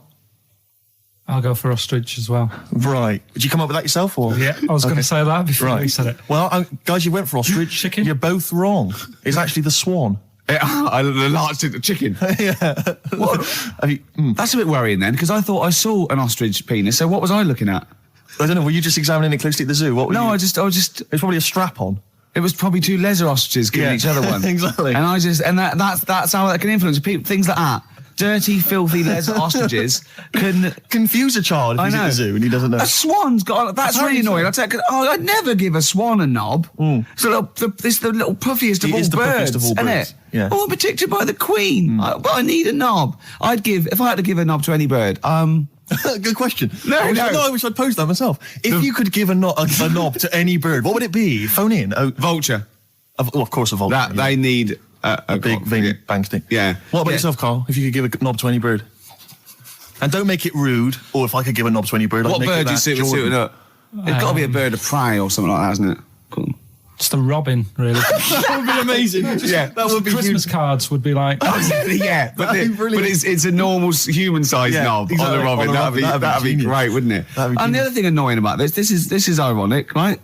Now, the male of all bird species they're called cock. Yes. Right. But the only bird with a cock, right, is called a cob. Is that what a swan's called? Yeah, they're cob and pen. They're not cock and hen. That's annoying. And he isn't a cock, but he's got a cock. Yeah. Quick query there, Rick. Go on. When you said then cock, presumably you meant male bird the first time you said it. Yeah. The second time you said it, you said cock. Did you mean the penis? Well, you're showing off the whole farce of radio broadcasting. Because you're not really allowed to say cock. No, exactly, no. Penis. One cock would cause great offence. Yeah. The other cock's fine. Exactly. It's weird, isn't it? It is strange. It is strange. So, I mean, if I said now to you, I like cocks. Yeah. Meaning birds. Yeah, that's that'd fine. be fine. Yeah. But if I meant penises, it would be a problem. If you like cocks, it was penis. Yeah, that would be... Karl, do you like cocks? Do you like cocks? No. Right. Okay, that's fine. I was asking if you like... No, I like, Yeah. Well, I'm a big fan of tits. The small birds that come down and peck at you. Yeah. Yeah, you like tits and cocks. There's nothing... Tits and cocks. There's nothing wrong with... There's nothing... Karl, don't worry. There's nothing wrong with saying tits and cocks. When I said tits, I meant the little birds. Yeah, and when I said cocks, I mean the big birds. Yeah. Do you know, when... Go on. No, it's just that... It's when you're talking about tits. Yeah. At the milk. Do you... I like the fact they flutter away when they hear the milkman coming. Oh, come on. So when... What? What are you talking about? No, when the milkman's coming, when he's walking up... XFM 104.9, Ricky Gervais, Steve Merchant. We're not actually here. It's the best of. I feel drained today. Do you? Go on. This is the strangest radio show in the world. Yeah. Isn't it? Yeah. Because when we can do that, we can talk about this and go, I feel drained today. Just like he's not, like no one's listening. Because that's the sort of thing you say socially and no one listens. Like just when you're watching up, I feel drained today. It's rhetorical. Yeah. You're not expecting anyone, not even your loved ones, to go, oh really? They just go, that. But to do it live on air, no one's listening. What I mean is just give us a jingle. But the exactly. But the truth is, the contempt we have for our poor listeners is unbelievable. The listeners aren't listening, and we don't want to be here. So this really is one of the most pointless things ever. No, would have been quite happy to do a full show. But you know what? The flow of it's just. I would love to listen to this back in 10 years. This actual show. Let's keep this forever. Let's keep this show forever. The show we went early. We were bored. It was a day we're trying to save Africa, but we're a little bit annoyed that no one's listening. Yeah, right. Right, once and for all, the final monkey news of the year. Oh, go on. What were you going to say? No, I was just going to say, if you're not into the Live 8 and you're gay, you're not listening, because you're on a walk. Right, okay. Right. Oh, chimpanzee that monkey news. Right, there's this card game going on, right?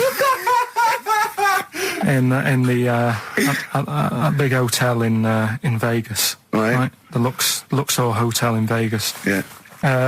It's a major card game. All the big players and that were involved. Right, they're all invited. Anyway, so they all meet up in this dark room at the back of the. Oh, there we go, dark room. At the back they didn't work. They didn't see the little 4-foot hairy fella. So it was brilliant at poker. Like I say, it's a big game, and that everyone's been waiting for it. So it's played in the back room, not in the main entrance bit, right? So anyway, like I say, it's dark in there and what have you, and the players went in. There was already someone sat in there, right? Right. But they couldn't quite see Was he a short, hairy bloke with slightly longer arms than legs? Couldn't see him. Were his arms slightly longer than his legs, strangely enough? Was he holding his hand of cards with his feet? Anyway. So the cards were dealt, right? Cards were dealt, game's going on. His cards with his feet! Game went on for hours, right? No one's listening. The terrible thing is that not even we're listening to Karl now. I know. Literally no one is listening to Karl. There was a lot of smoking going on. It's going on. A lot of eating and nuts going on. That was a bit weird because they don't normally get through as many, but for this night. So, come on, let's just play Bruce. Karl, let me ask you now. Karl, you will be a little bit unnerved about this. Have you seen the film Jurassic Park? Yeah. You know what happened there? Well, according to the sign here, it says scientists are planning to clone mammoths for a theme park. Look at his face. Look at that. He looks like a dog caught in the headlights of a car. He's terrified. I love Karl. He sprung to attention there. Is that the best news you could have? Man moths.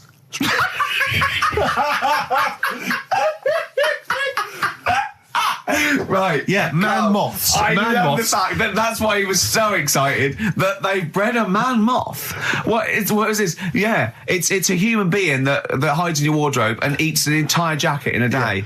Yeah. What do you mean man moths? Mammoths. Mammoth. The big hairy cow from the Ice Age. I mean, elephant. You're not so excited about that, then? You can take or leave bringing back mammoths to life, but a man moth... A man moth is a different matter.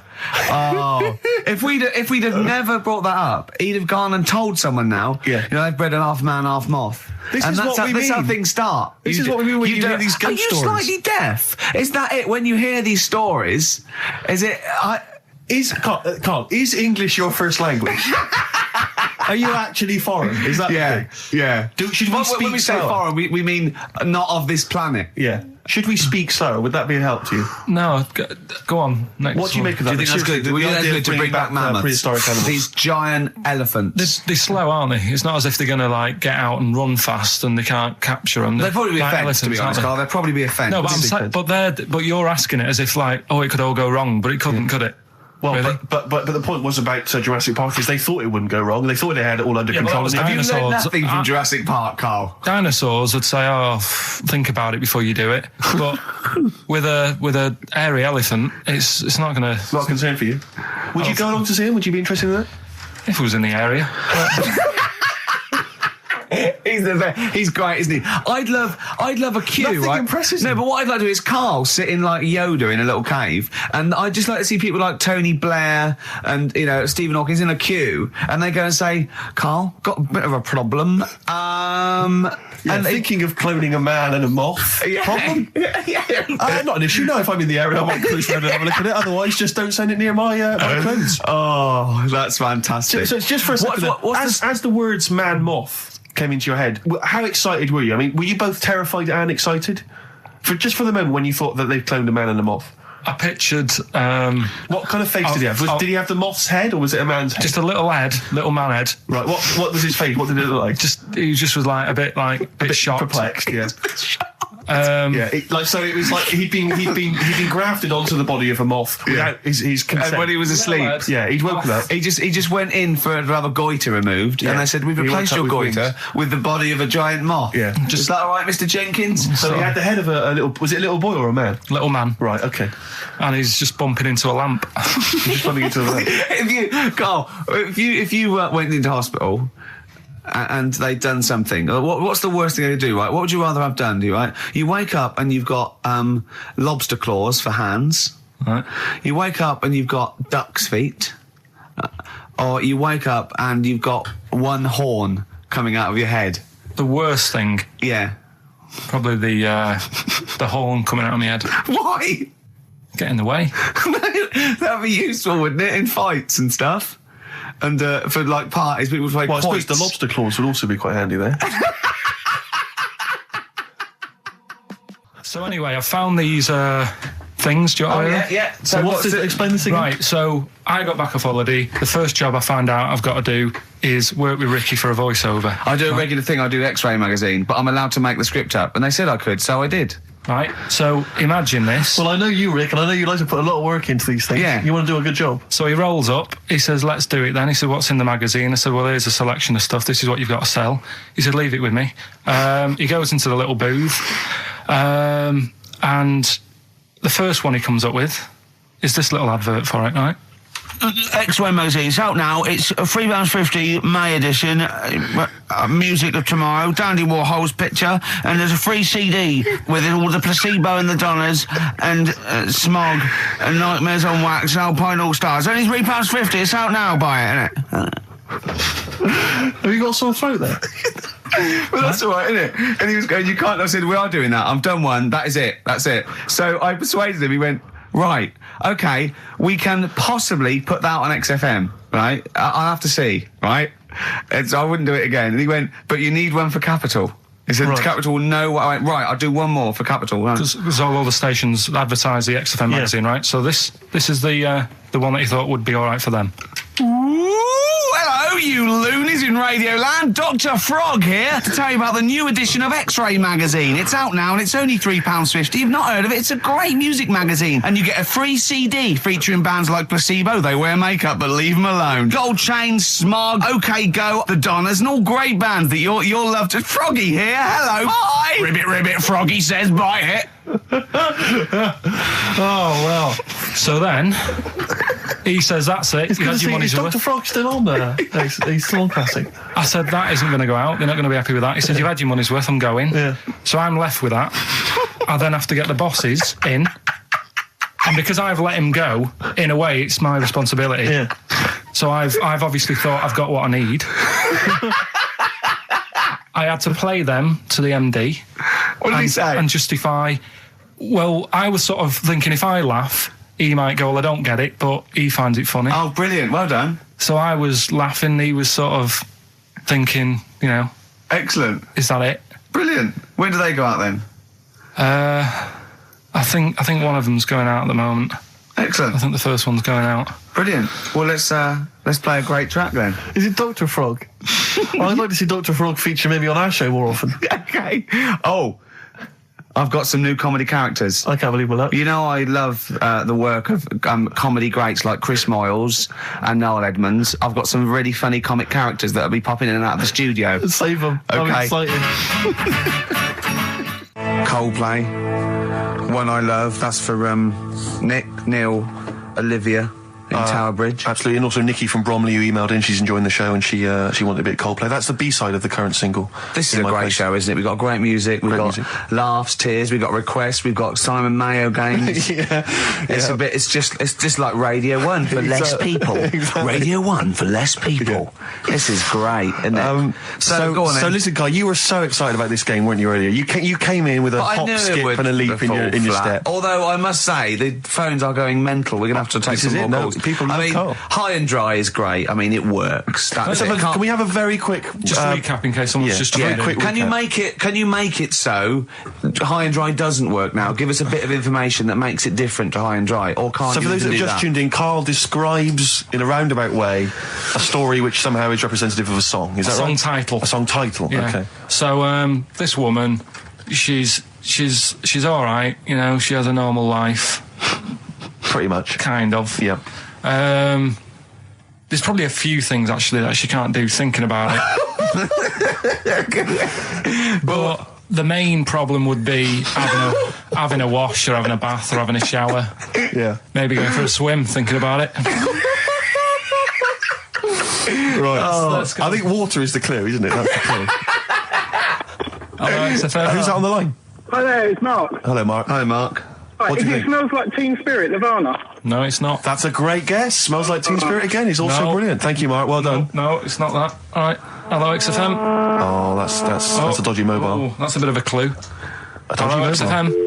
Oh, they've just given up. They've all been going for Smells Like Teen Spirit. They just hung up. Hello, XFM. Hi, is it, She's Electric? Excellent. She's electric. It makes sense. That's fantastic. Oasis, Carl. she's electric. Why does she smell? Because she doesn't have a bath and that. Because she can't have a bath or a shower. What's your name?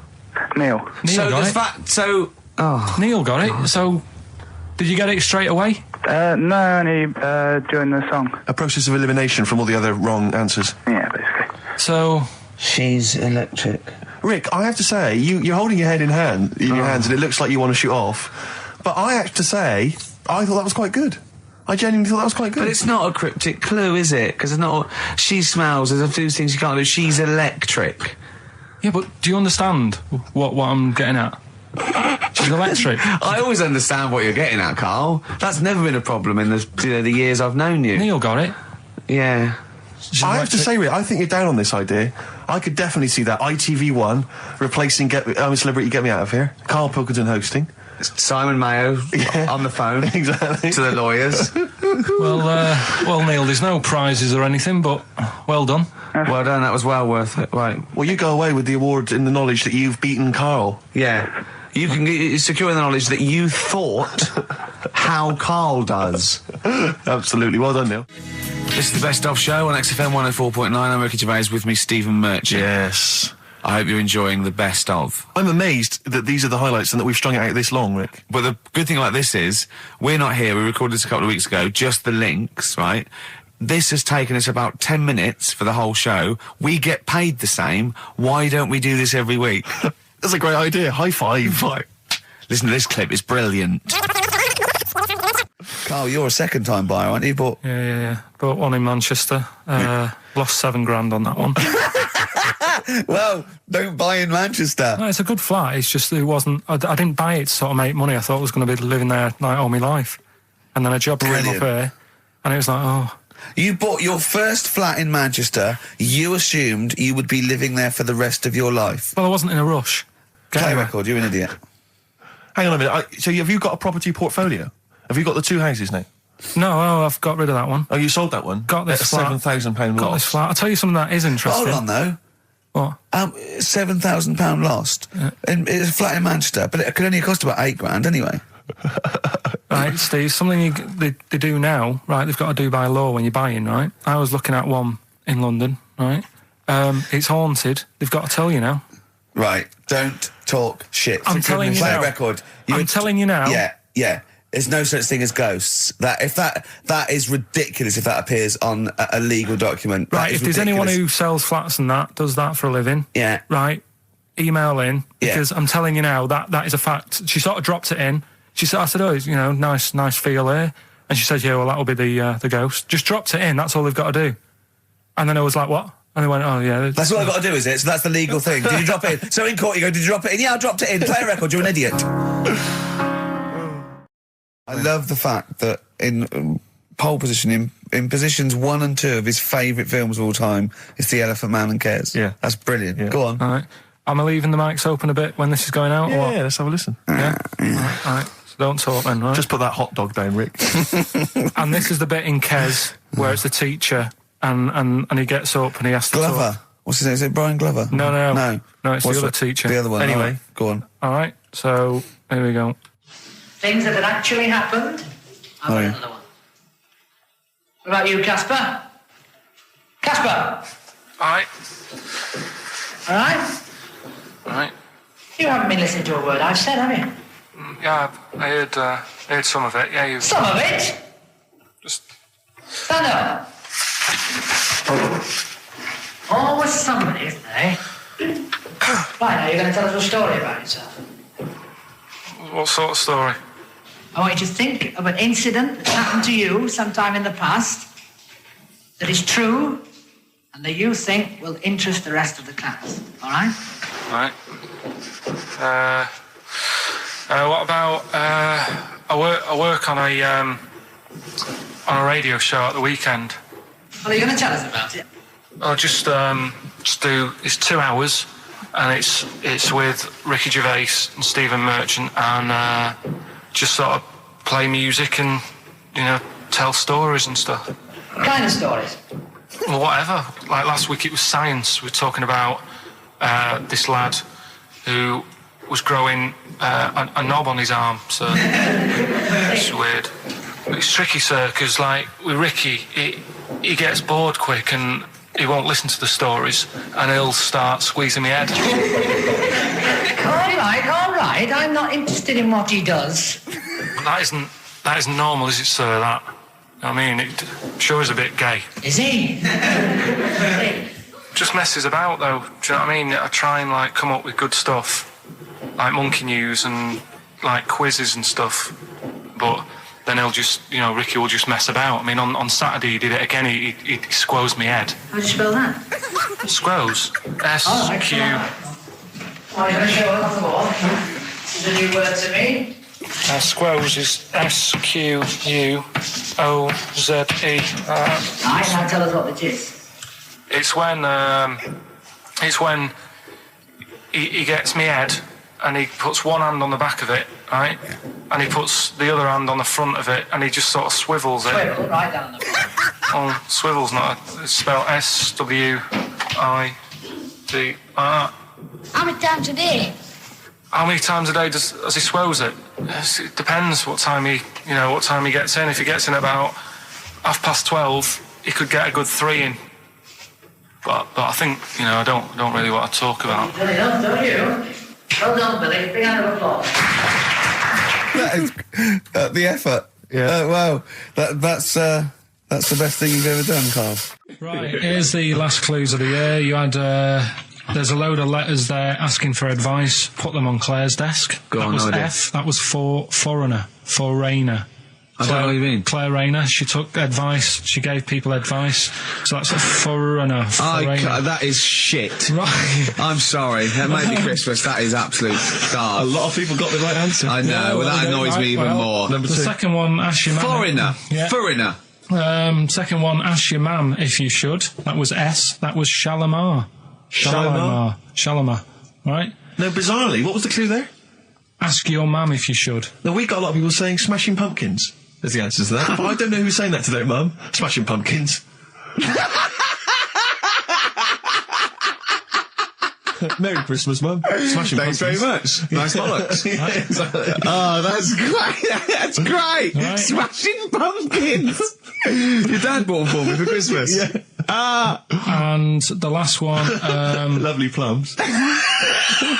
What, my Victorians? Oh, God. right, we've got to wrap it up. Come on, then. A couple of people were arguing in the supermarket at the fruit and veg counter. That was B, that was banana drama. They were like having an argument. What do you mean banana drama? What? No, wait. What group is banana drama? What group is Banana Drama? So You're a fool. You're a twat. Well, you say that, but you accuse Karl of that. You're also accusing lots of the listeners, including the winner, Nicola Rogers of London, and she wins those great prizes, and she got them bang on. So Banana Drama. so can we finish there now? Yeah. Yeah, What do you mean? What do you mean? Can we finish there now? Just play the ads and go. what? No, what are you talking about? We're going to play Joey Nick and Richard Clemson all day. Play that then. Goodness me, Karl, look at you. We haven't got time. Merry Christmas, Karl. Merry Yeah, Christmas, cheers. Karl. Enjoy the show. Let's give him a little kiss. Oh, a little kiss. Oh, no, with tongues, it's Christmas. No, don't. Stop messing about. Get up! You don't talk to anyone, do you, in the week? You just hide in your little sound booth thing, and you really don't talk to anyone, do you? Much? Not really. No. No, I mean, you know, you might call up. Yeah. But no, I keep myself to myself. Yeah. Then you don't get bogged down in the office politics and stuff. Yeah. Is there a lot of office politics here? I don't know. I don't get involved in it. Oh, yeah. Proved your point. So when we're away and we're like out of action, who, other than Suzanne, who will you talk to of the day? How will you get a sort of feedback from the world? How will you get sort of like input and... I always, if ever I've got like a question on anything, the internet's sat there and I can just go online and find out. The internet is good, It's brilliant. but it's not all verified. It's not all necessarily factually accurate. Anyone can put things onto the internet. It's that, you know, it's freaks and things that put on Well, here's one, things right? like... Here's one that I read in the week, right? Go on. About this woman. Yeah. She was a bit of a punk, and to get her hair done like she wanted it, Super glue.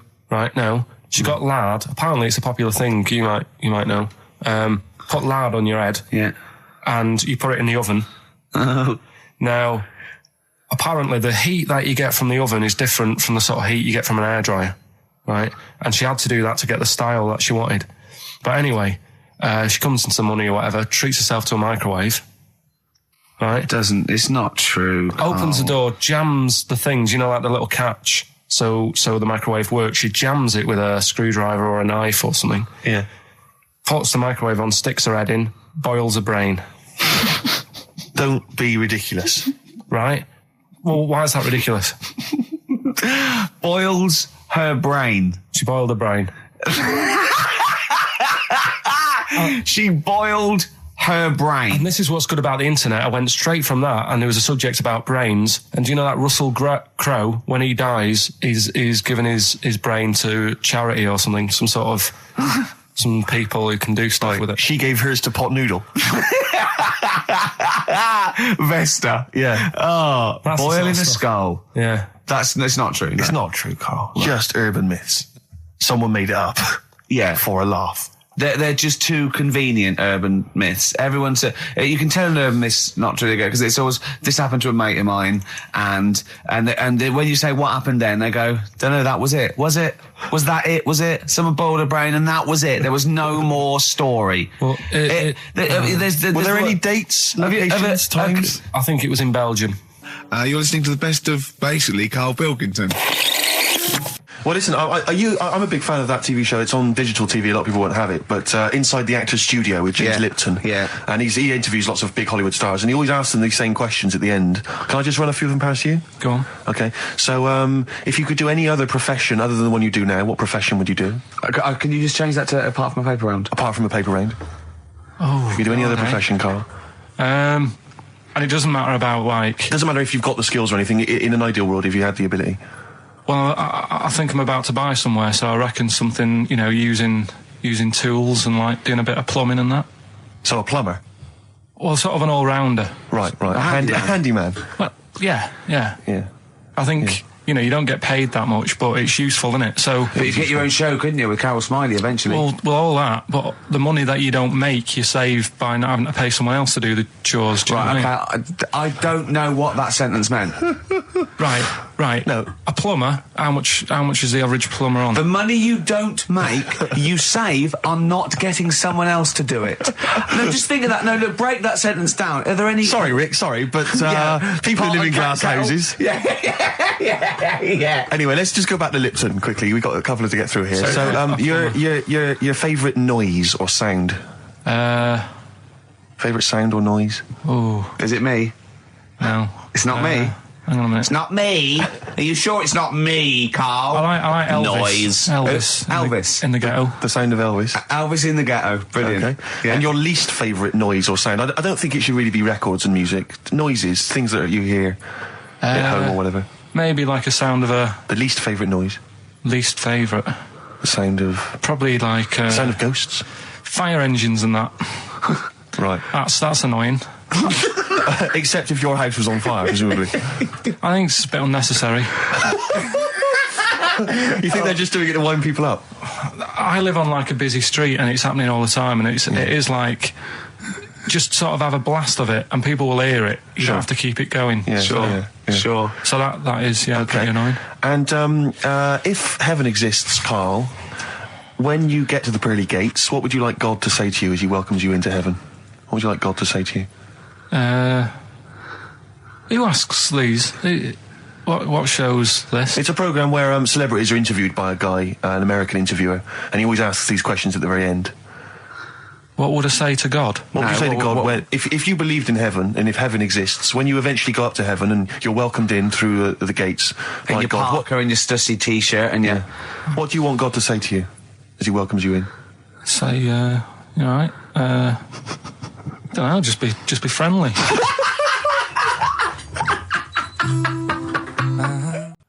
Right, okay, are you in a film this week, Carl? We're doing that now? Yeah, go on. Get it over with. Hang on a minute then. Get it over with. Let's get this show over with. We can go home. You can go off to Lanzarote and sit on some ash. Some charcoal. He's not happy about that. That's annoyed him. The listeners have all ganged up on him. Yeah. XFM giving him 2 CDs. We've had more calls for his resignation this week than ever before. What do you think of that, Carl? What do you mean? There's another reason. Do you know what I mean, though? Because he's grumpy. He's not just giving it. He goes, well, I can't help it, can I? I don't want to... You're being paid well to do a job. People have tuned in to be entertained, to have good songs. Me and Steve are working I'm pressing the buttons. I'm paid to press the buttons. That's what I'm doing. Has every CD started on time? Then why would they give you Monday off if you just paid to press the buttons? Don't get every other Monday off, do I? So have you stopped doing that now, have you? Well, yeah. Why? Because there's work to do and that. I'm not moaning about it. Let's get on with it. So... It's you in the film Scrooge? Yeah. Which version of Scrooge? The old one. Is it if it's just you moaning with bells, I'll be annoyed. Right, That is essentially Scrooge. yeah. Right, Scrooge, listen to this, and then there's some question at the end. All right. And you can win some stuff and that. Yeah. All right. Yeah.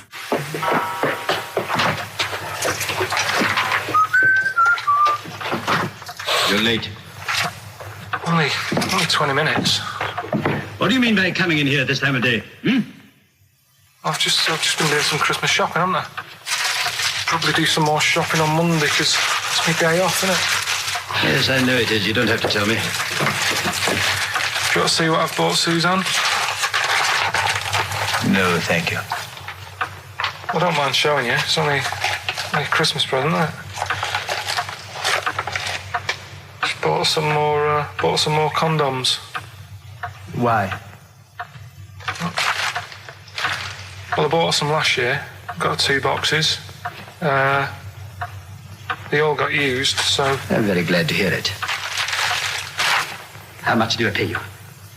Why are you asking? The presents I buy has got nothing to do with what I earn. Like I say, if I won the lottery, I wouldn't go mental on her. Do you know what I mean? I probably wouldn't even tell her because I think she'd want to travel around the world and all that, and I'm not into that, to be honest, so I'll probably keep it quiet. Why? Well, once you've been around the world, where do you go next year? Each to their own, though, innit? You know what I mean? Well, what do you want? What for Christmas? Not that fussed, really. And you, it's just as well I'm not that fussed, because do you know I do some work at XFM? Do you know what they're giving me for Christmas present? Nothing. No, might as well have been nothing. 2 CDs. That's it. I was well fed up. I'm sure you will. They give you a list of about 30 albums and you get to pick 2 off the list. So I've gone for Kings of Leon album and the Best of Bob Marley. Mr. Marley has been dead these 7 years. In fact, he died 7 years ago this very day. Did he? Do you know what sort of donuts Bob Marley likes? It's not my business. No, it's not a proper question. It's an old Peter Kay joke. He likes the ones with jam in. Do you get it? Garlic bread. It's good, isn't it? Excellent. Oh, Carl, well done. Carl in Scrooge there. The only man more mean and depressed generally than Ebenezer Scrooge. Oh dear. The reason you became king of the universe, of course, is because of your fascinating French bread anecdote. Oh yeah, yeah. Come on the then. How did baguettes come about? If this is going to be someone cooked a loaf a bit wrong and said I can still make a sandwich out of it, I'm going to hit you. No. Go on then. Right, Napoleon, when he was at war and that with Russia. 1812, yeah. Yeah, all his soldiers were like, not used to the cold weather and that. So they said, take some clothes in your bag with you because it's going to be nippy out there. So they put all the clothes in the bag. Sure. They were told, it's Napoleon, for Christ's sake. No room for any food. You're joking. So couldn't they make some sort of like sandwich? No, it won't fit because of all the clothes. You had to take extra gear. Sure. So, anyway. I can see where this is going. I'll be honest. Is there a baguette-shaped gap left in their holdall? They thought, let's make some bread that you can fit down your trouser leg. What? That's not true! No, it's not, I read it in Euston train station. I was waiting to go back to Manchester. Where did you read this? Scrawled on the wall in graffiti? Yeah. Do you know was it also meet me here for cock fun at 12 o'clock? The Upper Cross Sandwich Shop, Euston Station. It's on the wall. What do you mean it's on the wall? Do you know it says, like, sail on at Dixon's, whatever? Yeah. Next to that, there was, like, a bit of information. Once you've read the stuff on Dixon's... I get information. There's a big thing about the history of the baguette. I read it and I thought, we got to make a sandwich we can split down our trouser leg. But how can you march and fight with a huge piece of bread down your train? Although it would be intimidating. You see them coming, you go, sacre bleu, look at the size of them. They're big fellas. Well, blimey. I can't help but feel that could be a practical joke at your expense. Yeah. Do that. Well, the Earl of Do you Sandwich... ever question anything you read? If it's printed up, is that, like, fact for you then? Well, it's not funny. I mean, if they were trying to be funny, it's like... it's not, is it? So it's information. Have you heard us? Things sometimes want to be funny when they're not. That's exactly what happened with the sandwich. The Earl of Sandwich wanted something he could fit down his pants. And it was those triangle cut sandwiches wrapped in cling film were perfect. You might be right. You might be right. I am. Because the Cornish pasty, so they could drop it down the mines, isn't it? Is it? They wrapped it up they wrapped up like meat and vegetables in pastry, and they sort of crimped it, and it was like and they dropped it down the mine, so, yeah, that's how that came about. And bagels were originally made so that people could play hoopla, but then eat afterwards. I don't know if you're aware of that. That is true, Carl. Well, anyway. Call my bluff. Is that true? Yeah. They're all true. They're all true. Yeah. Tell your kids that when you have them. Yeah. If they're still alive in a million years.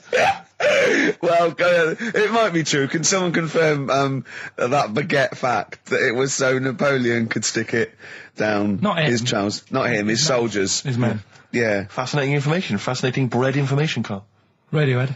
Yeah, now this is my song for the lovers. It's a beautiful track. It's Let Down off OK Computer. It's one of my favourite Radiohead tracks. It's lovely. Right, set the tape going now if you want to tape these songs. Well, there's the best band in Britain, in my opinion. Big words. The Darkness, Growing on Me, on XFM 104.9. I'm Ricky Gervais with me, Steve Merchant, and Karl Pilkington. Have you got the album? And already, they've had an argument. Yes. Well, I mean, I don't know whether we need to cheapen the show by discussing it, but I asked for a particular track. Karl is the producer, and he failed to get it for me. He's failed to bring it up from the record library. Completely failed in his mission. He needed to get 2 records, and he failed to get one of them. A 50% error rate there. Yeah, but like I said, I looked in the system, it told me what album it's on, I brought that album up. I'm busy. But, okay, so fine, you're absolutely fine then, that's no problem. Once again, that's a great excuse, Karl, brilliant. The show has been ruined, it's been partially ruined, but you've got a bit of an excuse. Alright, I didn't make a big deal out of it when you said, oh, and whilst you're down there, Get us a new 50 Cent single. I never said, why don't I get this new 50 Cent single? I asked you if 50 Cent single was lying around. If it hadn't been here, I wouldn't have worried. So I get it, yeah. I did that for you. Right. And when I come up, you say, has it got swearing in it?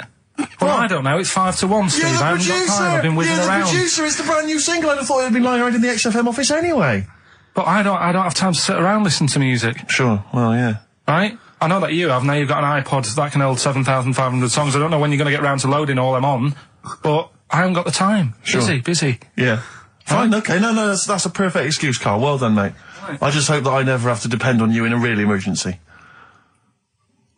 I had a bit of bad luck as well. I wanted to play REM, and maybe the listener can help me here. Can you email in ricky.gervais@xfm.co.uk if you know what song I'm thinking of? It's an REM song. I think it's on the album of the last one before.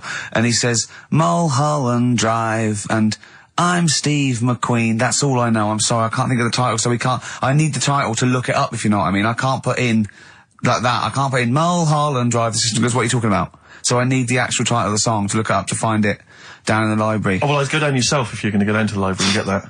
I wouldn't send Carl, because... Ricky.gervais@xfm.co.uk. But if he wanted to, he did have time, because he came in at 12:20 rather than 5-1. Yeah. No, I told you about that record that I wanted it yesterday, didn't I? So you had 24 hours notice. So that's not really an excuse, is it? But I did find one of my favourite songs of all time, which is Bones off the Bends album, and it's Radiohead on XFM 104.9. And here it is, because you gave me lots of time to find it. So. Sure. Yeah. Could have brought it himself. No swearing in it. Bones. Radiohead. The Bends on XFM 104.9. And thanks to Paul, who's emailed Actually, there's in. a whole bunch of other people. Lots Nick, of people. we've got Davey, Steve, Ashley. It's Electrolyte. You know, it all comes flooding back now. We've got that. I've got it out of the library. We're going to play that. That's done. It's interactive. I've used the listener. I've shown the listener, right? I've helped them to help themselves. Sure. I've said, if you want to hear it, tell me what it is. They tell me what it is. They're going to hear it. Yeah. Do you know what I mean? Perfect. Saves going down the library and, well, we don't... Yeah, well, we know mistakes can happen if that, you know, if you have to go down the library. Yeah, and I mean, I checked it, though, to make sure it was the right one, you see. It's just a little bit of... Well, it's a good rule that, generally, if you pick something up, a CD, that's you know, right, we want to play on a radio show, a live radio show, you normally check at the back. Oh, no, yeah, that's right, yeah, if you want a job done, do it yourself. You're absolutely right, Carl. So... But anyway, look, let's all make friends, let's kiss and make up. Yeah, touch and make up. Yeah. Let's just... Well, I'm up on Carl at the moment because it was my birthday in the week, and not only has he bought me a little vibrating thing to put on the chair, because I've got a bad back, so that vibrates, that. Actually, we can hear it. Yeah, I'm gonna do it between records then. Right, and what's that doing to you as you It's just, it sort of like sends a little pulse into your sort of muscles, relaxes, doesn't it? I've got to relax on air. If I'm relaxed, the listeners relax, we're all happy. Sure. He's also got me this little electronic bongos, and I thought we could do like... Oh! Chimpanzee that, monkey news, so it's like a jungle sort of thing. Sure, yeah. Brilliant. Well, that's always been one of the great jingles, but even has so there. I've got the vibrating... Oh, chimpanzee that! Monkey news! Dr. Fox, if you're listening, I think you'll know that's a clear improvement in this show. So thank you for those. It's alright. Yeah. What did you get him? What did I get him? I couldn't get him anything, I was too busy buying myself an iPod. You're joking? Well, it's a little bit gay, isn't it, giving gifts to blokes? Yeah, it is, but for someone who's like major... Yeah. Play a record! Someone who's major? What do you mean, someone who's major? Well, because he's a major celebrity? No, made you. Oh, made you? Yeah. Right. Yeah. Crazy beat. Blur, alright? On XFM 104.9. Brilliant. Yeah, so, I also got, Jane got me a few nice presents, including, my favourite of all of them, a real bow and arrow. A real bow and arrow? Yeah. Right. And what, you know, you're gonna rob from the rich, I give to the poor? Yeah! I just got to make the little outfit. You and your merry men. She's got me like 2 yards of green felt. Sure, yeah. And I've just got to find and a tree house. Yeah, someone who can make me a lovely little natty outfit. Yeah. Why has she bought you a bow? You live in central London, so where are you going to be using We've got this? a garden, I did it yesterday. I've got my finger though, because I'm meant to put protector, so it's just, it goes so fast, isn't it? Sorry, I didn't understand that sentence. I'm here in the studio. I saw you point to your finger, so I'm guessing from that maybe you injured your finger. Yeah. For the listener, again, what exactly were you talking about then? No, because when you pull it back, it's... Okay. So... And do you have a target? What do you use as a target? I've got a big cardboard box flat on it, down a tree. Right. I go, oh, it's brilliant. Sure. I'm getting a bit excited thinking about it. Yeah, no, indeed. Because when I make that outfit, I'm going to be running round. Yeah. Yeah. So, and do you have a picture, like a face maybe on the target, like Osama bin Laden, something like that? Yeah. Sure. No, it just says, this way up, fragile. Right, okay. I forget what came in it. But, you know, it's good fun, isn't it, Carl? Bow and arrow, isn't it? Brilliant. Yeah? Would you like a little bow and arrow? Yeah, it's alright. Yeah. I first had a rifle as a kid. Did you? Yeah, that's... A real one? Yeah, just shooting cans and stuff. Yeah. It's alright.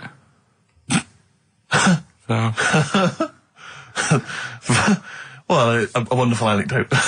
Well, I went out with a drink with Carl in the week, and we went to a restaurant, didn't we, Carl? It's a good night. And we sat there, and next to me, when Carl came, next to me was, what's his name? Ross Kemp. And he was sitting there, and I saw Carl, and I tapped him on the shoulder, Ross Kemp on the shoulder, and I pointed to Carl and him, and I said, it's nice to see you two back together again. Nice.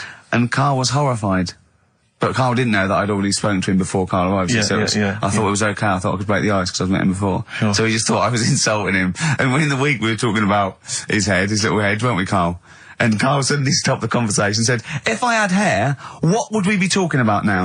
I think he had enough of everyone talking about it. And he looked good though. It's a special little do. He had it sort of, you know, cropped a little bit more.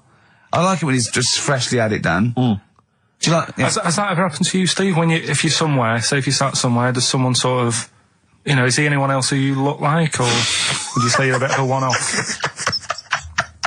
I love these two. Well, but to be fair, to be fair, he seems to be having to go at me an awful lot more than I do at him now. I mean, he just starts it. You know, starts it out of nowhere. I think his is sort of a get back for the way you treat him as a producer, not, you know. But he's not a producer. If he produced the show, I wouldn't have a reason to criticise. But I think this is it. But seriously, I mean, it really winds me up though, because, you know, it started as a joke, but now it's abuse. Yeah. He got annoyed at Heat because it said Carl's producer, well, not so much a producer as just a bald mank. And he went, can they say that? Yeah. Can they say that? See, that's a magazine, an independent publication that's identified what exactly it is you do. Yeah. Oh, here we go then. Go on, bring it on, because here we go. He's looking at me. I know he's thinking. I can hear the cogs I'm not thinking anything. It's vicious. No, that is true. Never a true word. Play a record. Now then, I heard this on VH1 in the week, and I have not been able to get it out of my head, and I really kind of want to, I want to get it in everyone else's mind now so they understand the pain I've been going through. Miss You by the Rolling Stones. Yeah. I hope that's now embedded in your brain and you can ruin a week by having to sing that constantly, irritating people in shops and everywhere you go. Miss You by the Rolling Stones. Good track. Good track. Carl, Jonathan, Ross came out of this, last week, and, we were talking about stuff, and Carl was mesmerised when Jonathan told a story that he was bored once in a hotel room and shaved his arse. He shaved his arse? Yeah. Sure. And Carl, you didn't stop questioning him, did you, for about... I just wondered, at what point do you sort of say, oh, this is getting on my nerves? Do you know what I mean? Yeah. It's way too long, tucking it in his socks or whatever. Yeah. But it's not, I mean, it is boring in hotel rooms, because I told you before about when I was in Edinburgh, and I had nothing to do, there was nothing on the telly, and you sort of, you've eaten the shortbread biscuits, and and, so that's when I read the phone book to see how many... That's when you read the phone book? Well, to see how many Macs were in Scotland, McAteer, Macintosh, Yeah. and there was like, 42 pages. Yeah. Jonathan, I don't know if he'd already done that. Yeah. And, he said he shaved his arse. Now, when we say he shaved his arse, so Not his cheeks, his... Oh, all of it? Yeah, all of it. Did he say that? Well, I think that's... But other than the cheeks, there's not much left, is there? Then we got to the fact that me and Jonathan, if we pooled our wealth, we could have shaved Carl's arse for £1,000. Right. And he said, yeah, for £1,000 you can shave my arse. Suzanne said, can I say this bit? Your girlfriend said what, Carl? She was annoyed. She says, well, I'm not allowed to go there. Why is anyone else? And of course, the whole table stopped and leant in and said, what? I mean, he doesn't like me touching him there. I went, what do you mean? This is too much information. It was too much information. I like the fact that you've had this conversation with her. I like the idea that she touched your arse once and you went, woo, hands off. Yeah. I love you, but keep your hands away from my arse. Do you know why he said he's talking about the most intimate part of the arse, the middle arse he's talking about, and he said, I said, why? He went, it's a bit gay, innit? I said, how can a girl touching it be a bit gay? If you stood behind it, it could be anyone, doesn't it?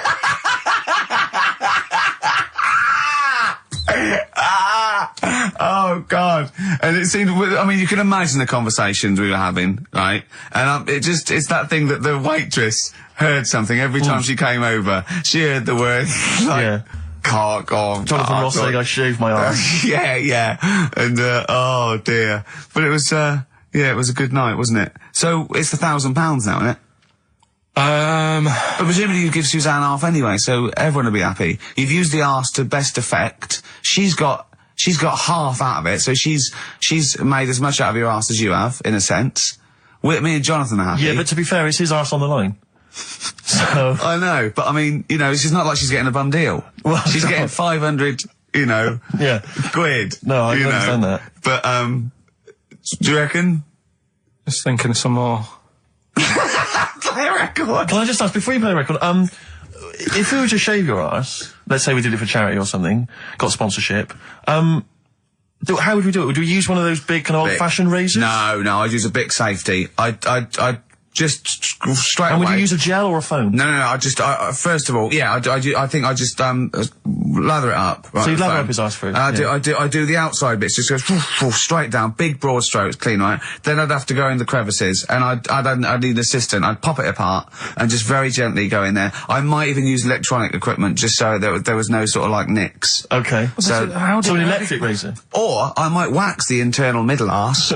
How did Jonathan do it? Because he did it on his own, didn't he? I just use mirrors. Why do I'll ask him. We'll call him later. But, I don't know. Well, perhaps you listening have once shaved your arse, maybe during an exam or something. What I think, and this is conjecture, but I think he was probably there, he'd had a shower, he'd shaved his face, right, and thought, well, he was naked, looks down and goes, oh, what a hairy arse.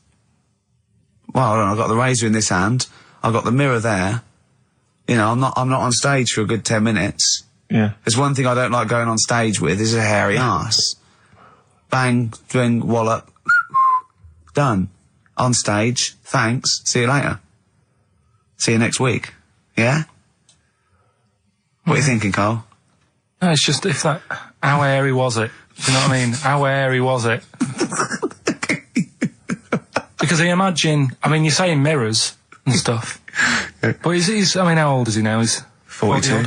And they say your testicles drop quite a bit once you start getting old, don't they? Yeah. So he's got to make sure they're out of the way. Yeah, but I don't think, I can speak for myself, as a similar age to Jonathan, that, there's millimetres in it. It's not like we tuck them in our socks in the morning. Okay. They're still in the same place. You really wouldn't know the difference. It wouldn't, if we filmed it in, time-lapse camera, it wouldn't be like a bungee jump. Do you know what I mean? They wouldn't be moving a lot. Yeah. All right. Do you think I told him he's a good-looking fella, Steve. Would you agree with that? I told Jonathan that he said that he just went for it as well. Yeah. So you spent a lot of time picturing Jonathan's naked arse. You'd let him give you money for arse touchery. Yeah. Whereas your girlfriend's got no chance, and you're saying he's a good-looking man. Do you want to play a record and think about what you've done? Interesting. 50 Cent, 21 Questions, new single from him. Well, me and Carl got a joint favourite lyric now. I love you like a fat kid loves cake. Yeah. That's great, isn't it? I like it because it's funny and humorous and cheeky. You like it because it means something, don't you? You think that's the absolute truth. If someone was to say that to you, that would be the most romantic thing they could say in it, because it's... No, I'm just thinking what it means. It's like the Elephant Man, right? The Elephant Man, that's what he's called. Again, you know what you're going to get. The fat kid loves cake. You've said it all, you don't have to say any more. I can't believe it. I'll tell you what made his day the other day. I love it. Jonathan Ross said The Elephant Man is one of the best films ever made. Yeah. Endorsed by a celebrity. I know. Well, by a film buff, really. It is good though, isn't it? It is a very good film, yeah. We have got Cheeky Freak of the Week coming up. Right. There's been a lot of stuff going on this week. In the freak world? Yeah. Is it really? Yeah, there's loads. I mean, stuff that we can... The one that hasn't made it. God, this is what hasn't made it, so we'll judge it on that. Go on. There's a woman, right? Do you know how, I mean, in a way, I thought Elephant Man, it was a bit tight because, you know, they sort of took him on a freak show, did a bit of a road show with him and stuff. Yeah. There's some woman, I think she's in India, like now, who, makes a lot of money because she's got 3 legs and like 7 toes stuff. And she was saying, people pay quite a lot of money. Not Squiddy Patel. It's not that much money, like, compared to here, but over there, it's like loads of money. Sure. And all you do is, you go around to her house and you pay this lot of money, and people just go, oh, look at that. Extra leg. Extra leg. Right. It's quite a lot of money in that. So she hasn't even got to go out on the road anymore, like in the old days? No, that's what annoyed me. It's like, well, you could get to them faster. You go and see them if they're paying the money. Sure. But yeah, there's... What she could do is go in and buy a pair of shoes, right, and then nick one on the way out, because they only put one out, don't they? Good idea. So she could get, you know, 2, 3 for the price of 2. Just one of the many perks of having Just 3 one legs. of the perks of having 3 legs. The other one is, I mean, keepy uppy. But she'd be good at that, wouldn't she? She just stays at home and puts her feet up. But anyway, that's not even Cheeky Freak of the Week. That's coming up later. Coming up later. Oh, brilliant. Now, Rockbusters, Dead in the Water, isn't it? We've killed that off, have we officially? We killed off Monkey News and Rockbusters. Didn't I tell you that there was some sort of petition for Monkey News? Was there? What was the story? A lot of, it's loads of emails and that. You mean you've done Monkey News? You mean you want to do Monkey News? No, but seriously, there's uproar. And people were like, you can't get rid of Monkey News. Yeah. Don't be doing that. Who sort of what? Loads of people. Was it monkeys? Trying to write the complete works of Shakespeare? Did Tony Blair get a whiff of it and he's coming down like a ton of bricks? And Rockbusters, Steve, if you've got a better competition, then we'll do yours. That's fine. Do you know what I mean? If that's what you want to do, we'll do. What did you want to do? No, I was just wondering whether we should perhaps not do a quiz at all rather than do that piece of rubbish. Might be better to have nothing. Might be better just to have silence during that part of the show than have Rockbusters. I don't know. If I give you the clues and that, and if you think they sound rubbish, we're not doing it. Well, I know that. I guarantee they're going to sound rubbish. All right, let's make it the last Rockbusters then. This is the last Rockbusters. Well, it depends. This is okay. This is if it's good, you get a reprieve. It's all about this. Okay. Okay. Go on then. Let's do Rockbusters then. Oh, we're doing it now. Should we play a record and do it after that? Do it after. Well, I'll tell you what. I'll tell you the prizes and then we'll come back with the clues. Because I've dug up that REM track. Excellent. So it's an interactive show. Okay, we've got the best summer holiday album ever. What we got on there? It's Brilliant. got Elvis versus Junkie XL. That's brilliant. Holly Valance is on there. Yeah. Laz Ketchup. It's all the stuff that the XFM listener is craving. A tribute to the Ramones album. We got Red Hot Chili Peppers are on there. Metallica. Street Legal from Bob Dylan. That's nice. Brilliant. Did you just buy that in the 4 for £20 from HMV deal? Fair enough. Once That's again, a good album. The Talons of Weng Chiang, a Doctor Who classic. Yeah. And there's something for the XFM listener, 8 Mile on DVD. I thought that was nice, that film. That was the last bit was funny. It's a good film. Some good rap-offs in that as well. Yeah. So let's play a tune and then we'll come back with the Rockbusters clues. REM, go on. Give it to him. REM, Electrolyte on XFM 104.9. Ricky Gervais, Steve Merchant, Karl Pilkington. I walk down Oxford Street every day to go to the office, and it is like running the gauntlet in Gladiator. It's not only is it just like, you know, you have to dodge people and they're dawdling or rushing or, you know, keeping into the road to get past some people but avoiding taxis, but it's like hands everywhere, like leaflets. I don't know, there must be 1 million leaflets given out. It's all mobile phones, sandwich shops. Teach yourself English. Teach other people English. I know, and those charity people, something for Alzheimer's, and I've been caught about 6 times where I couldn't say no. I've got about 8 standing orders now because I just couldn't say no when they confront you. Yeah. Which is, you know, it's amazing how often I'm on the way to a meeting. I'm always on the way to a meeting, and then I always feel guilty if I walk past them again 2 minutes later with a HMV bag. Yeah, full. Yeah, exactly, crammed with bargains. I know, yeah. No, But, it's actually weird. They're like zombies. It's like you're fighting them off. You need a flaming torch to get past them. Or if it's not them, it's tourists. Just constantly, excuse me, can you take my photo outside HMV? Or outside Topshop? That doesn't happen to me a lot. I always seem to have tourists.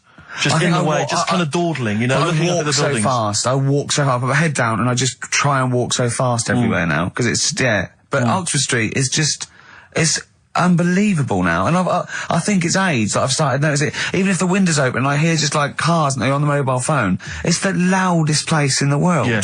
I don't know what we can do. Well, isn't it one of the busiest streets in, is it either the world? The universe? It is mental. I think if we carpeted it, that would and put some curtains up, it would just deaden. It's like pubs with those polished floors and metal tables, and everyone's having to talk like that to be heard. The jukebox is quite loud, and I want to go just turn everything down. Yeah. Let's put some carpet down. Just talk quietly like this. Yeah. Put the music down a little bit. We'll have a good time. I've never quite understood that impulse. I don't know again if it's age where you go in a club or a pub, as you say, and then it's just slightly too loud. So it just makes everything slightly tricky. It's slightly tricky to have a conversation. But what annoys me is when it's for the amusement of the barman or barmaid. If they're bored, they're in a pub, they've got the music up, their music up, right, techno blaring, right, they've got a telly on watching a soap opera, and I want to go, choose one or the other. I mean, what are you watching? I got a minicab last night. I imagine you don't travel in minicabs, but the guy driving, one of those guys, I know he's driving a cab on a Friday night. Okay, no one wants to be doing that. And he had one of those phone, the little earpieces that you put in, so it looks like they're talking to themselves. And he's there, and he goes, where are you going? I went, crouching. He went, well, and he's chatting on his mobile phone the whole time. His voice was so loud, he had the radio on as well, and he wasn't concentrating on the road. I just thought, look, I'm paying you £10 here to take me somewhere. Please, just stop chatting or arranging your social life for 2 minutes. Get me to my destination safely, and then you can resume your conversation. My favourite one is I'm going to so-and-so terrace, please. Where's that? I want to go, right, you're not taking me then. Yeah. I mean, I don't know. I don't know. Exactly. I don't drive. I'm paying you. That's why I'm paying you. That's got to be part of the service. But, I mean, I know people who've been in many cabs, didn't know where I was, and didn't have an A to Z. No, I was in East London once. I said to him, I'm going to North London. He went, where specifically? I went, Swiss Cottage. He went, sure. I said, do you know the way? He went, yeah. Set off. Along the way, he went, do you know the way? I said, I thought you knew. I said, have you not got an A to Z? He went, no. He was one of those guys who'd just taken his car out middle of the night. That was all he had. All he had, all his credentials were he had a car. No map, no torch. The two other things I bring with me. And he said, so we're driving along. He went, I could probably get you to Camden. I was like, okay. He went, it's a start. I mean, that is the start. Exactly. He went, do you know the way to Camden? I thought, pull over. It's not worth it. I'd rather hitchhike. I'd rather walk. Ludicrous. Those people who just go out. Yeah, they just take a car out to earn a I fiver. bought a car. Oh, have you ever done that? No, well, I'm sick of living here. And you say about people hassling you. When you say here, you mean the world, don't you? No, just in London is doing me head in now. The other week, actually, walking home from here, and like you say, there's always someone hassling you, saying, do you want to buy this? Do you want one of these? Going down Carnaby Street, right? There's your first mistake. He said, you into meditation? So I was like, I had a bit of time to kill, so I thought I'll have a chat, right? Have you got time? Oh, we've never got time, we're too busy. Yeah, I thought you were too busy before. Well, I said, what's all that then? What do you do? And he said, we teach you how to breathe. I was like, well, I'm 30. I think I've done alright. And he sort of said, forget it. Forget it. I'm 30. And in Selfridges, they do, like Evian or whatever, that water company there. And they've got like little glasses of water. And you walk past and go, have you ever tried this? It's water. Yeah. Oh, here you go, we'll try it. You go, Jesus Christ, is that what water is? What have I been drinking then? You've been drinking piss and mud. Have I? I'll have a bottle. Anyway, listen, Blockbusters. Oh, come on then. Let's get it done. Really? Yeah. Come on then. Right, so cryptic clues and initials, you work it out, it's a band and stuff. Yeah. Right, Brilliant. First one. Bob Holness. The first clue, the doctor said part of the foot and the leg was no good, so he took him off and he threw him away. That's the clue, the initials TB. TB, right? The doctor said part of the foot and the leg was no good, so he took them off and threw them away. Second one, the Scottish Monster has got a bit of a tan. Right, the Scottish Monster has got a bit of a tan. Okay. That's TD, right? And, the last one, Well, the 60s singer had a heart attack whilst he was having it away. We won't be seeing him again. Right, and that's FNM. FNM. Well, the 60s singer's had a heart attack. He was having it away. We won't be seeing him again. Email in ricky.gervais@xfm.co.uk. Remember, this is to save Rockbusters. If people don't get this, right, it's no more. So you better, if you want this feature to stay, you better get the clues. Right? Good work, Carl. We'll give those clues again after the next tune. What are we playing? Yeah. Oh, you love it, don't you? You love it. Good, it's a good stomping pop #1 rock. XFM. Jane's Addiction, just because I think things are rocking up. They are indeed. Rocking up in the land this year, Steve. Yes, that's good news, I think. Evanescence, them, The Darkness, rock-tastic. XFM 104.9, Ricky Gervais, Steve Merchant, and Karl Pilkington of A Saturday. Can I just say that the shaving your arse feature from earlier, if you missed that was 1:30. That was a discussion on shaving your arse. Yeah. It was great stuff. That seems to have caught the public imagination. Yeah. We've had so many emails. We've had someone telling us exactly how to shave your arse. Yeah. So if you need that information, I can probably forward it to you. Well, I think this will be the year of rock and arse. Exactly. But it's extraordinary how, you know, just a simple discussion like that you would think perhaps was crass, crude. Mind you, our listeners do like Karl talking about monkeys. Sure. Do you know what I mean? Yeah. It's not like it's something to be proud of. It's not like we changed a nation or freed a people or found a cure for something. We hit them in their, you know, at their level with monkeys and arses. Yeah, exactly. It's what our listeners love. Yeah. Monkeys and arses. Yeah. We should put that on the poster. And they go together, because I joined the zoo last Sunday. Went down and became friends of the zoo. Right? Oh, well, I thought maybe you had to sit in a cage for that thing happened. I went straight for the chimps. Of course. Right? And there's sort of like 3 sort of big sort of adult ones there, and there's people with their kids, and I could see the people just putting their kids away as one of them went up and started putting his face up the other one's arse. Sure. And it was sort of like, I just can't be bothered to explain this to my children. Exactly. So I wanted to just move my, oh, come on then. There's the lions. You're going to have a look at the lions. Yeah. What are they doing? They're just sniffing each other's asses. Yeah. Yes. I remember when I used to go to the zoo, I always felt there were certain animals that weren't getting a look in, really, that no one was particularly interested in. The tapir. Exactly. We were going straight to the snakes we were interested in. Yeah. Birds. I don't remember being particularly interested in birds. Big cats, although it's a bit depressing. Great apes. Yeah. Reptile, you're right, reptiles, yeah. Birds, unless it's a big one that you think can rip a dog apart. Yeah, a vulture. You go, or an eagle, brilliant. Yeah, exactly, yeah. Owls are brilliant. Yeah, owl's great, but I've always wanted a little owl on my desk. I'd be doing work and there'd be a little owl there, and I go, can you give me that pencil? And it just sort of goes over and gets me a pencil, goes, cheers, and it just watches me and it thinks I'm brilliant. Do you know what I mean? Not really, no. No? No, I've never had nurse to have any kind of animal sat on my desk. No, Karl? You'd like a little owl, wouldn't you, that helped you? No, I had a little magpie, didn't I? We've talked about that. Oh, he came down and started pecking your grifter, didn't he? Yeah. What was his name? Maggie. Sure. Brilliant. Inspired. And you took it to school and it didn't come back once, Didn't come back. Didn't see it again. Oh, dear. Did it ever peck your head? Because you used to have hair, didn't you? Yeah. No, it did. It started getting a bit violent. Really? Yeah.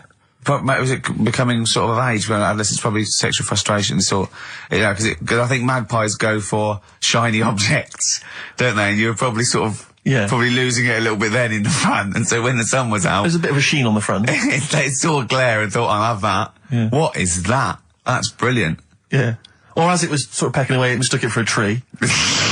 Yeah, because of the noise. Because of the noise. Yeah, the hollow sound. I squeezed his head yesterday. We should just point out, if you're a new listener to XFM, you might not realise that one of Ricky's many sexual peccadillos, I'm assuming it's a sexual thing, I can't justify it any other way, is to just squeeze Karl's head. Yeah. Front-wise, sidewise. I don't know what it is. I don't know if it's sexual or, you know, like when you've got a little kitten, you want to squeeze his little face. Do you know what I mean? Do you know what I mean by that, Karl? Yeah, I said that before, squeeze a little head. Yeah, exactly, and I feel that with you, because it's sort of like, he gives so much. Look at Karl's face, he gives so much. It is like he can understand what we're saying. Yeah. And that's what the connection is, I think, between me and Karl and other animals. It's like he can understand what we're saying. But I squeezed it yesterday, and Karl went, I definitely heard something crack. Yeah. Because I'm trying to see how hard I can squeeze it. Yeah, I think that was you just thinking, Karl. To be fair. I think the cogs just started to...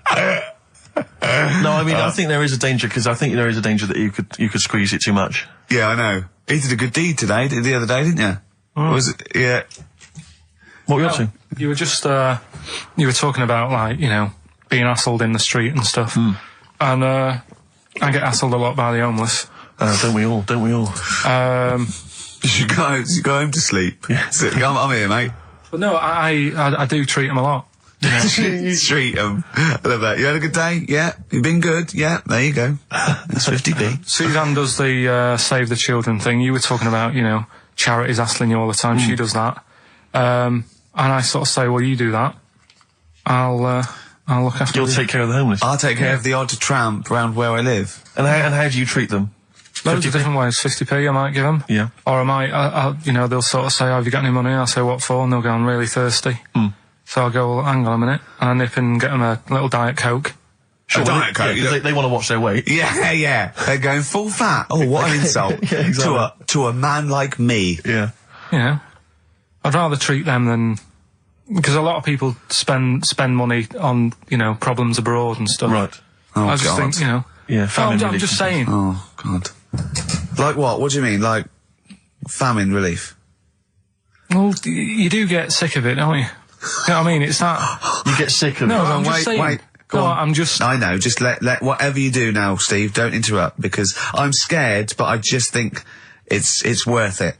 There's so many issues. There's freedom of speech, there's we're not responsible, there's he'll get away with it because he's a buffoon, and it is entertaining. Exactly. So, go on. all I'm saying is you're saying, you know, who do I give me money to? Is it, you know, little, you know, sick kids or whatever, or is it old people or whatever? HMV. That's where he gives his money to. Chiefly, they get a lot of it, yeah. Yeah. And for me, I just get sick of, you know, problems abroad. It's like, what do you do? What do you do with famine and that? What are you meant to do? How can you solve it? It's gone on for years. Yeah. And it just keeps going. We keep giving them money, they keep spending it. And you're not getting any return for your cash? Well, it's just how many times, you know, they've got to learn. What do you mean they've got to learn? What, are you going to teach them a lesson? What do you mean they've got to learn? What do you mean? Well, what are they doing with it? Yeah, they must have, like, better interest accounts or something where... You know, look after, put the money in the right things. Sorry, do you think that Bob Geldof sort of writes him a cheque? He goes over and he's in the helicopter and there's millions of them, and they go, it's Geldof from Boomtown Rats. Brilliant. They go, if there's one man that can help us. Yeah, I hope he doesn't sing. He's not going to sing, he's got some money for us. And he comes down and he goes, do you want a cheque or do you take Switch? They go, we don't take Switch. He goes, there's a cheque. They get things doing like... it again, though, isn't he, as well? I mean, I like, you know, he used to work here, Bob. He's a lovely fella and that. But, yeah, he's a lovely man. But how many times can you save the world? You know, he's over there again helping out, and it's like, well, you know, what do you do? Are you saying don't bother because it keeps happening? Not well, I'm not saying that. You know what I mean? I'm not daft. So that's what you're thinking. And Carl, you are daft. Yeah, exactly. I don't know what the answer is. Do you know what I mean? So you're just saying wash your hands of the whole affair, leave them to it? Yeah. Sure. Are you really just saying it's sort of, it's nature, it's tough luck, just don't interfere? Like a wildlife programme. Is that what you're saying? Don't interfere. Are you basically you're saying it's not my concern? This has got a bit heavy. Can we do Cheeky Freak of the Week? Let's play a record.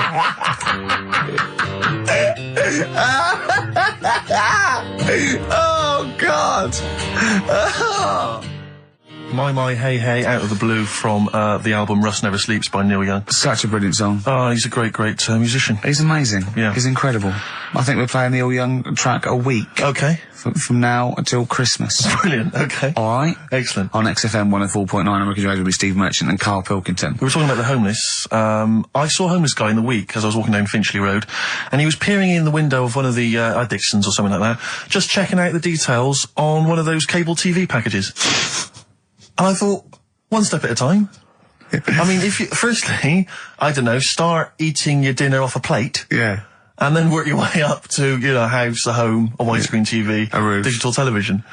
But it's odd. Well, that might answer one of the questions, because I keep getting recognised by homeless people, and I never know what to say. I go, I think, well, either they're not really homeless, and they've got sort of digs or something, and they watch television, or the scariest one is that they've become homeless in the last few months since the office. I think, oh God, that's really scary. Or they are watching it in Dixon's. They're going, the office is on tonight. Yeah. What are you doing? Yeah. Going down to Dixon's. Or they think you're one of them. Or that, well, I have. Because I mean, the way you dress. Well, no, some that are probably not quite, got their faculties, so maybe a little bit worse for wear, think they recognise me. and they whole scenarios where they're going, remember we were chatting, I was going, yeah, how are you? And it's just they recognise someone. Right, yeah. But that's a bit weird. But I mean, I think that's the worst thing, homeless. On a serious note, it is outside health. Well, we're talking about charity, and I don't know, I sort of, got this standards where I've been sort of like caught in the street. But the ones that I'd choose, I'd always think, charity is what touches you. You can't change the world, but you can change your bit. So cancer, obviously, because I'm so I give to cancer. And I think outside health, the next one must be being homeless, because there's nothing you can do. It's got everything. You're scared, bewildered, you're cold. It's just everything. Even if you're healthy and homeless, eventually you're not going to be. Well, I do feel bad because, you know, I always feel that I want to give to the health charities, like cancer, for instance, because there's that fear that I might get it. Well, yeah, it's not just that. It's just like, yeah, if you're not healthy, that's the first thing, isn't it? If your life's being threatened, there's nothing else you can really worry about. Yeah. But I don't know if that makes it wrong though. That it's like I'm investing in a possible future. Yeah. Well, not really, because it's the same for everyone, isn't it? But you know. Yeah. I saw a homeless guy as well, looking through the bins, but he wasn't pulling out food and scraps, he was pulling out newspapers. Just having a read. Yeah. I always found that odd. I see that a lot, homeless guys. I don't know if they're just checking out the TV listings. Or when he finally gets his When's The Office cable, on? Yeah, The Office, they've moved it. They've moved it to Choice and UK Gold. I don't blame him, because, I mean, there is some cracking stuff on cable TV. There's some great stuff. But I was flipping through the other day, and on digital TV, you can see what other shows are on while you're watching something. I was flipping through, and there was one, and it was called, now, when are you ever in the mood to watch a TV show called I Survived a 200-Pound Tumour? When was that on? Because it seems to me that if you've got a 200-pound tumour, you probably want to watch something else that'll take your mind off it, Big Brother or whatever. I'm not 200 pounds. Well, I can't imagine what this is. A 200-pound tumour? It must have been an error. 200-pound tumour? It must have been a 200-pound tuna. It was probably someone fell in the water. And it came I survived a 200-pound tuna. Yeah, and it was just a spelling mistake. Sure. A 200-pound tumour. That's like, isn't that like kind of having That's Mr. another T person. That is another person. Yeah. Maybe, oh my God, maybe it was all his life they told him it was a Siamese twin. But someone had just painted a little face on it when he was at school. Just drawn a little face on it. Exactly, yeah, and they go, it's not your twin brother. I goes, isn't it? There's no, it's a tumour. We better take it off. It's £200. £200? That can't be right. You sure it wasn't £20 tumour? I'm assuming that's what it probably would have been. But it was certainly £200 on the digital thing. Maybe that's a mistake. That's great, isn't it? They're trying to make it more interesting. Yeah. It's someone at Carl got there. £20 tumour. Let's make it 200. At least they're watch. Exactly. That's what I'd be like, though. I wouldn't want to go to the doctors. You know what I'm like? A £200 tumour. I know. It's just that thing. I mean, you know what I'm like. I don't like. Yeah, it depends where it is as well. Taking your clothes off and all that. There's the pressure in it. You don't like anything being touched, do you? I remember when he said he doesn't check his balls. He doesn't like the feel. That's live with me. He doesn't like the feel. I think, do you mean that you don't like what it feels like in your balls when you're fiddling with them? Because I imagined it that you meant you don't like the feel, in your fingertips. You don't like the feel of your balls. It's the thing of, you start thinking about what you're actually touching, and there's something in there, and you might break them and all that. I don't like Break them? They are delicate. I am scared with the little knobbly bits, yeah. What knobbly bits?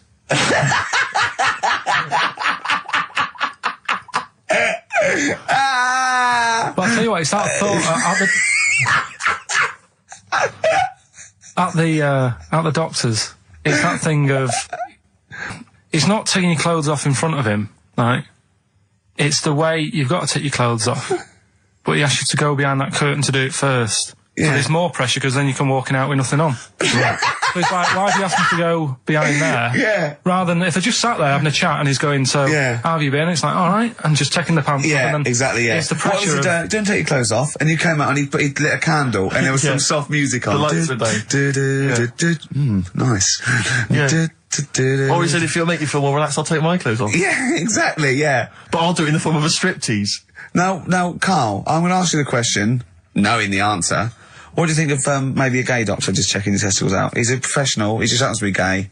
That would never happen, would it? What are you talking about? Why not? Oh, speaking of... Go on, doctors. No, gay people and that. Do you know when we discussed gay-only toilets? Yeah. It's only, it looks like it's coming into action. No, it doesn't. Right. No way. it was mentioned again. Where? On... Your head. No, I think Do you think that people in positions of power are listening to this show getting ideas from you? Tony Blair. Makes you wonder, doesn't it? No, it really does. And the funny thing is, why are they getting upset? Why are gay people getting upset that they might have to have their own toilets? Carl, you don't know what you're talking about anymore. You're having a sly look. You don't know what you're talking about. Okay, can we have Cheeky Freak after this? If you want. Placebo. This picture on XFM 104.9. Steve, you're thinking of taking over as producer, aren't you? Well, I just think it's a shambles. I've asked for Cheeky Freak of the Week, and it appears that Carl's not ready. He's not prepared. No, I can sort of remember it. It's just that I like to have all the information. Contempt for the You've listener. just a whole bunch of adverts and Placebo in order to get it ready. We're having a chat and that. Right, do you want to sort yourself out in future? Yeah. Someone this is what we were chatting about. Someone emailed in about they watched the £200 tumour thing, and when it was removed, it was carried away in a wheelbarrow, right? Karl said, what, even when she had it removed, she still carried it round in a wheelbarrow? And he went, I thought it's sort of like she'd become attached to it.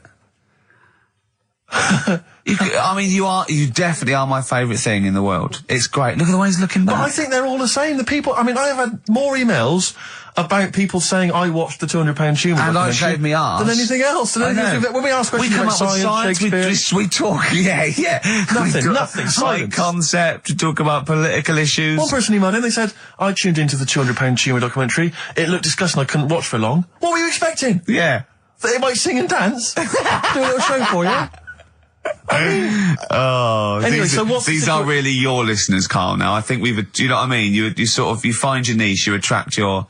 I think me and Steve are pretty much just here. I think the people that we had in the early days, Rick, they've long since abandoned us. They jumped ship. They've got jobs. Yeah, they've got jobs. They're out now. They've been released. Exactly. Yeah, they're getting their life back together. Carl, Come on, what's the situation with Cheeky Freak? I've got like a couple of bits. Like I say, I haven't got the in-depth stuff that I know. Oh no, because usually it's it's pretty scientific. Exactly. Yeah. Do the jingle. We've come up with a new one, haven't we? The Freak, say chic. Cheeky Freak of the Week. Right. Well, couple of bits. I don't know which one to use as the main feature for this week. It's not good, is it? Well, there's been another one born. What? Little kid. Who on? 4 eyes. Insult. Just a guy who wears glasses. Come on. 4 eyes, 2 noses, 2 mouths. That's weird, isn't it? This bloke, did he also have 2 heads, 2 bodies? Sort of born sort of slightly separately? He wasn't stood next to a mirror? No. It's weird, that, isn't it? That's all you've got. I love that. That's weird. That. Imagine the doctor said that. Well, Mrs. Parks, kid's got 4 eyes and 2 noses. Weird, isn't it? Any clues? Any clues? So that's it. That's all the information. Well, I'll tell you what, that shouldn't be the main one. Okay, I've answered it. But like I say, what's the idea of this feature? What do I say all the time? Dunno. I always say, think about it. Think about what that would be like. Okay. What? Giving birth to him? No. Being, I think it's a girl. Being like her. 2 mouths. 4 eyes. What would that be like? Mad, innit? I don't know what this feature is. I don't know why. Is there another one? Is that, you said that? I hope everyone took the opportunity there during that silence to just think about what it would be like. I know I was. What? Could she talk with a mouthful? What? Is that allowed? Because she's got 2 mouths. Yeah. Would that be alright in her house? She'd be eating one, she can talk with one mouth and eat with the other, I well, suppose. listen, the main one, right? You've thought about that. That's good. The main Cheeky Freak of the Week. I haven't got all the details. Smallest person ever. Right? How big would you say that is? Karl is now sort of like holding his hands up like a fisherman, long ways. That's about 1 foot. Right. Smallest man in the world. I printed the thing off and I can't find it. There's a little picture of him. Right? The odd thing was... But why have you asked me how... Did it say, or was it a picture of him? I didn't really read it. Of course you didn't. Jesus. I just saw it and thought, that's... What, you straight away assumed it was natural size? No, it was that big.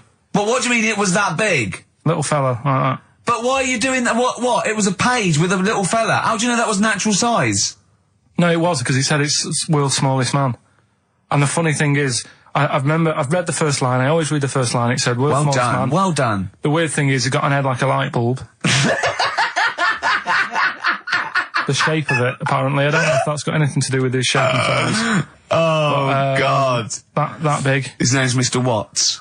And the annoying thing is, what got me is, if you're that big, right, don't have your picture taken next to a fruit bowl. Why was he having his photo taken next to a fruit bowl? Don't know. Whoever the photographer was, obviously having a bit of a laugh. Yeah. At his expense. Because you would just stand in the middle of nowhere, you'd look normal and that, but he was stood there, just leaning on an apple. Leaning on an apple? What is this? In what world do you inhabit? Well, this was on the internet. I printed it off. Leaning on an apple? Was it Tom Thumb? What is this? Are you sure it wasn't some sort of sci-fi show they were advertising? No, it was leaning on it. Can you just lean on the apple? Just lean on the apple there. Do me a favour, you stand next to my chihuahua. You're not taking the piss, are you? No, not at all, no. Would you mind leaning on this matchbox? Yeah. Leaning on an apple. And that's what, so you just said there's the world's smallest man leaning on an apple? Smallest man, said about his head being like a light bulb, I don't know what that meant. And I just thought, right, that'll do, that's that sorted, Cheeky Rig of the Week done. I think that was on like Monday. Right? I found that, I thought that's done. Printed it off, forgot to get it off the photocopier. Someone's nicked it. Play a record. You got to... You know, it's just... Steve. No, can I just say, no, Carl, please, no if point. I say, let's have Cheeky Freak of the Week, and you haven't done your research, you haven't got the information, just tell us you can't do it. But don't lead us on. Don't say this on radio, hold your hand up to me and go, how tall is that? It's nothing. That's this is radio. Nothing. It's nothing. I think it was that big because he was leaning on an apple. It's not enough information. But imagine Trevor McDonald coming on, going some news, some stuff. How big's that? How big do you think that is? Yeah. Because there was a fella, coming up after Chris Tarrant. Play a record. I'm angry. I'm actually angry. And if Monkey News is in any way similar, you've really pulled your finger out with that, have you? Mm-hmm. Good. Let's have Rockbusters answers next. Supersonic. Oasis on XFM 104.9. Right. Getting through it. It's the Rockbusters. Right. It's the Rockbusters results, really, because this is a very important result. It's whether they stay in the Premiership or are relegated. This is the playoffs for Karl. Okay? You need 3 points. You need 3 points to stay up, Karl. Go on. Right, had a lot of right answers in that. Right, okay, that's in your favour, you know. Okay. The first clue was, the doctor said part of the foot and the leg was no good, so he took them off, he threw them away. Yeah. The initials TB. Yeah. Right? Go on. Tony Bennett. Alright, that's Tony Bennett. Tony Bennett. Tony Bennett. Yeah. Okay, that's a warning, that's a yellow card. That is a yellow card, but you can still get the points. Right. Because his name's not Bennett. Tony, brilliant. Tony, perfect. A pun. Knee, his name's Tony. Perfect. Bennett, no, his name's Bennett. See? Well, he's in London this week as well, so I don't know if it's sold out. I won't mind. Are you on drugs? Or did I actually crack your head? Did I actually give you some brain damage? Because you're worse than usual now. It's like, go on. Right, the second one. That Scottish fella. We've got to speed this show up. Hang on a minute, hang on. I've just got to make sure it's right. We don't want to look stupid. Right? That Scottish monster has got a bit of a tan. I don't think we can look stupid with material like this. TD, that Scottish monster's got a bit of a tan. The answer there, the Darkness. I'll give you that. Right. Well done. And the last one. Goal. The 60s singer, he had a heart attack the other way whilst having it away. You won't be seeing him again. The initials FNM. That's Faith No More. Adam Faith. Right? No! Doesn't count! Why not? Adam Faith No More. Right? Adam Faith No More? So, sorry, what is the clue? Is the clue Adam Faith, or is it Faith No More? Just Faith, I suppose. Just Faith No More. He's a 60s singer. So we got that. That's that. Safe for next week. Who's the winner? What do you make of it? You've got the deciding vote, Rick. Well, come on. I mean, you know my feelings. I mean, it works, Faith No More, but he's mixed up what cryptic is and that, because the fella, I mean, Adam Faith did actually die having it away, didn't he? Yeah. So it's all about him. It's all right. All the facts are right. Anyway. Okay, I think he's got a reprieve. I think I'll give it to him. I think I've got to give it to him, Steve. I think I have. He actually pulled that out of the bag, that one. There's no Jamaican fellas seeing icebergs or, you know, Whitney Houston. The closest he came to is Bennett. And I'll let him off that. I've got to be a fair ref here. Well, fair enough. And well done to, you know, I'm always a fan of names that for some reason just strike me or tickle me. Yeah. And this week the lucky winner is, Dave Suckling. There's nothing amusing about that. Oh dear. So well done to Dave Suckling. Okay. Suckling wins it. Suckling takes the prize. He takes the prizes, and well done to him. I guess there's more of that next week, and we're fast approaching the end of the show, Rick. I know you are excited about that, as am I. Well, I know, but the best to come, because we've still got Bruce Springsteen coming up now, followed by Monkey News. All right, Monkey News. It's amazing. What an amazing show this is. Shake.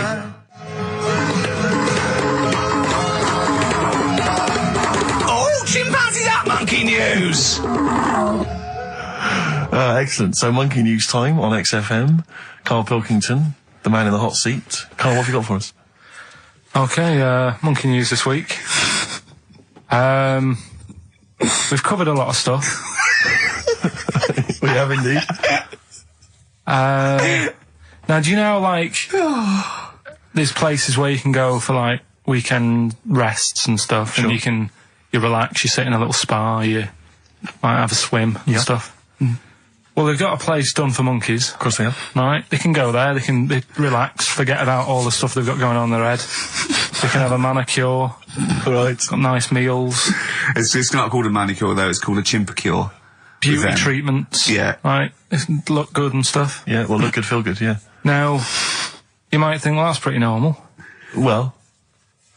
The bit I haven't told you about is actually run by a couple of chimps.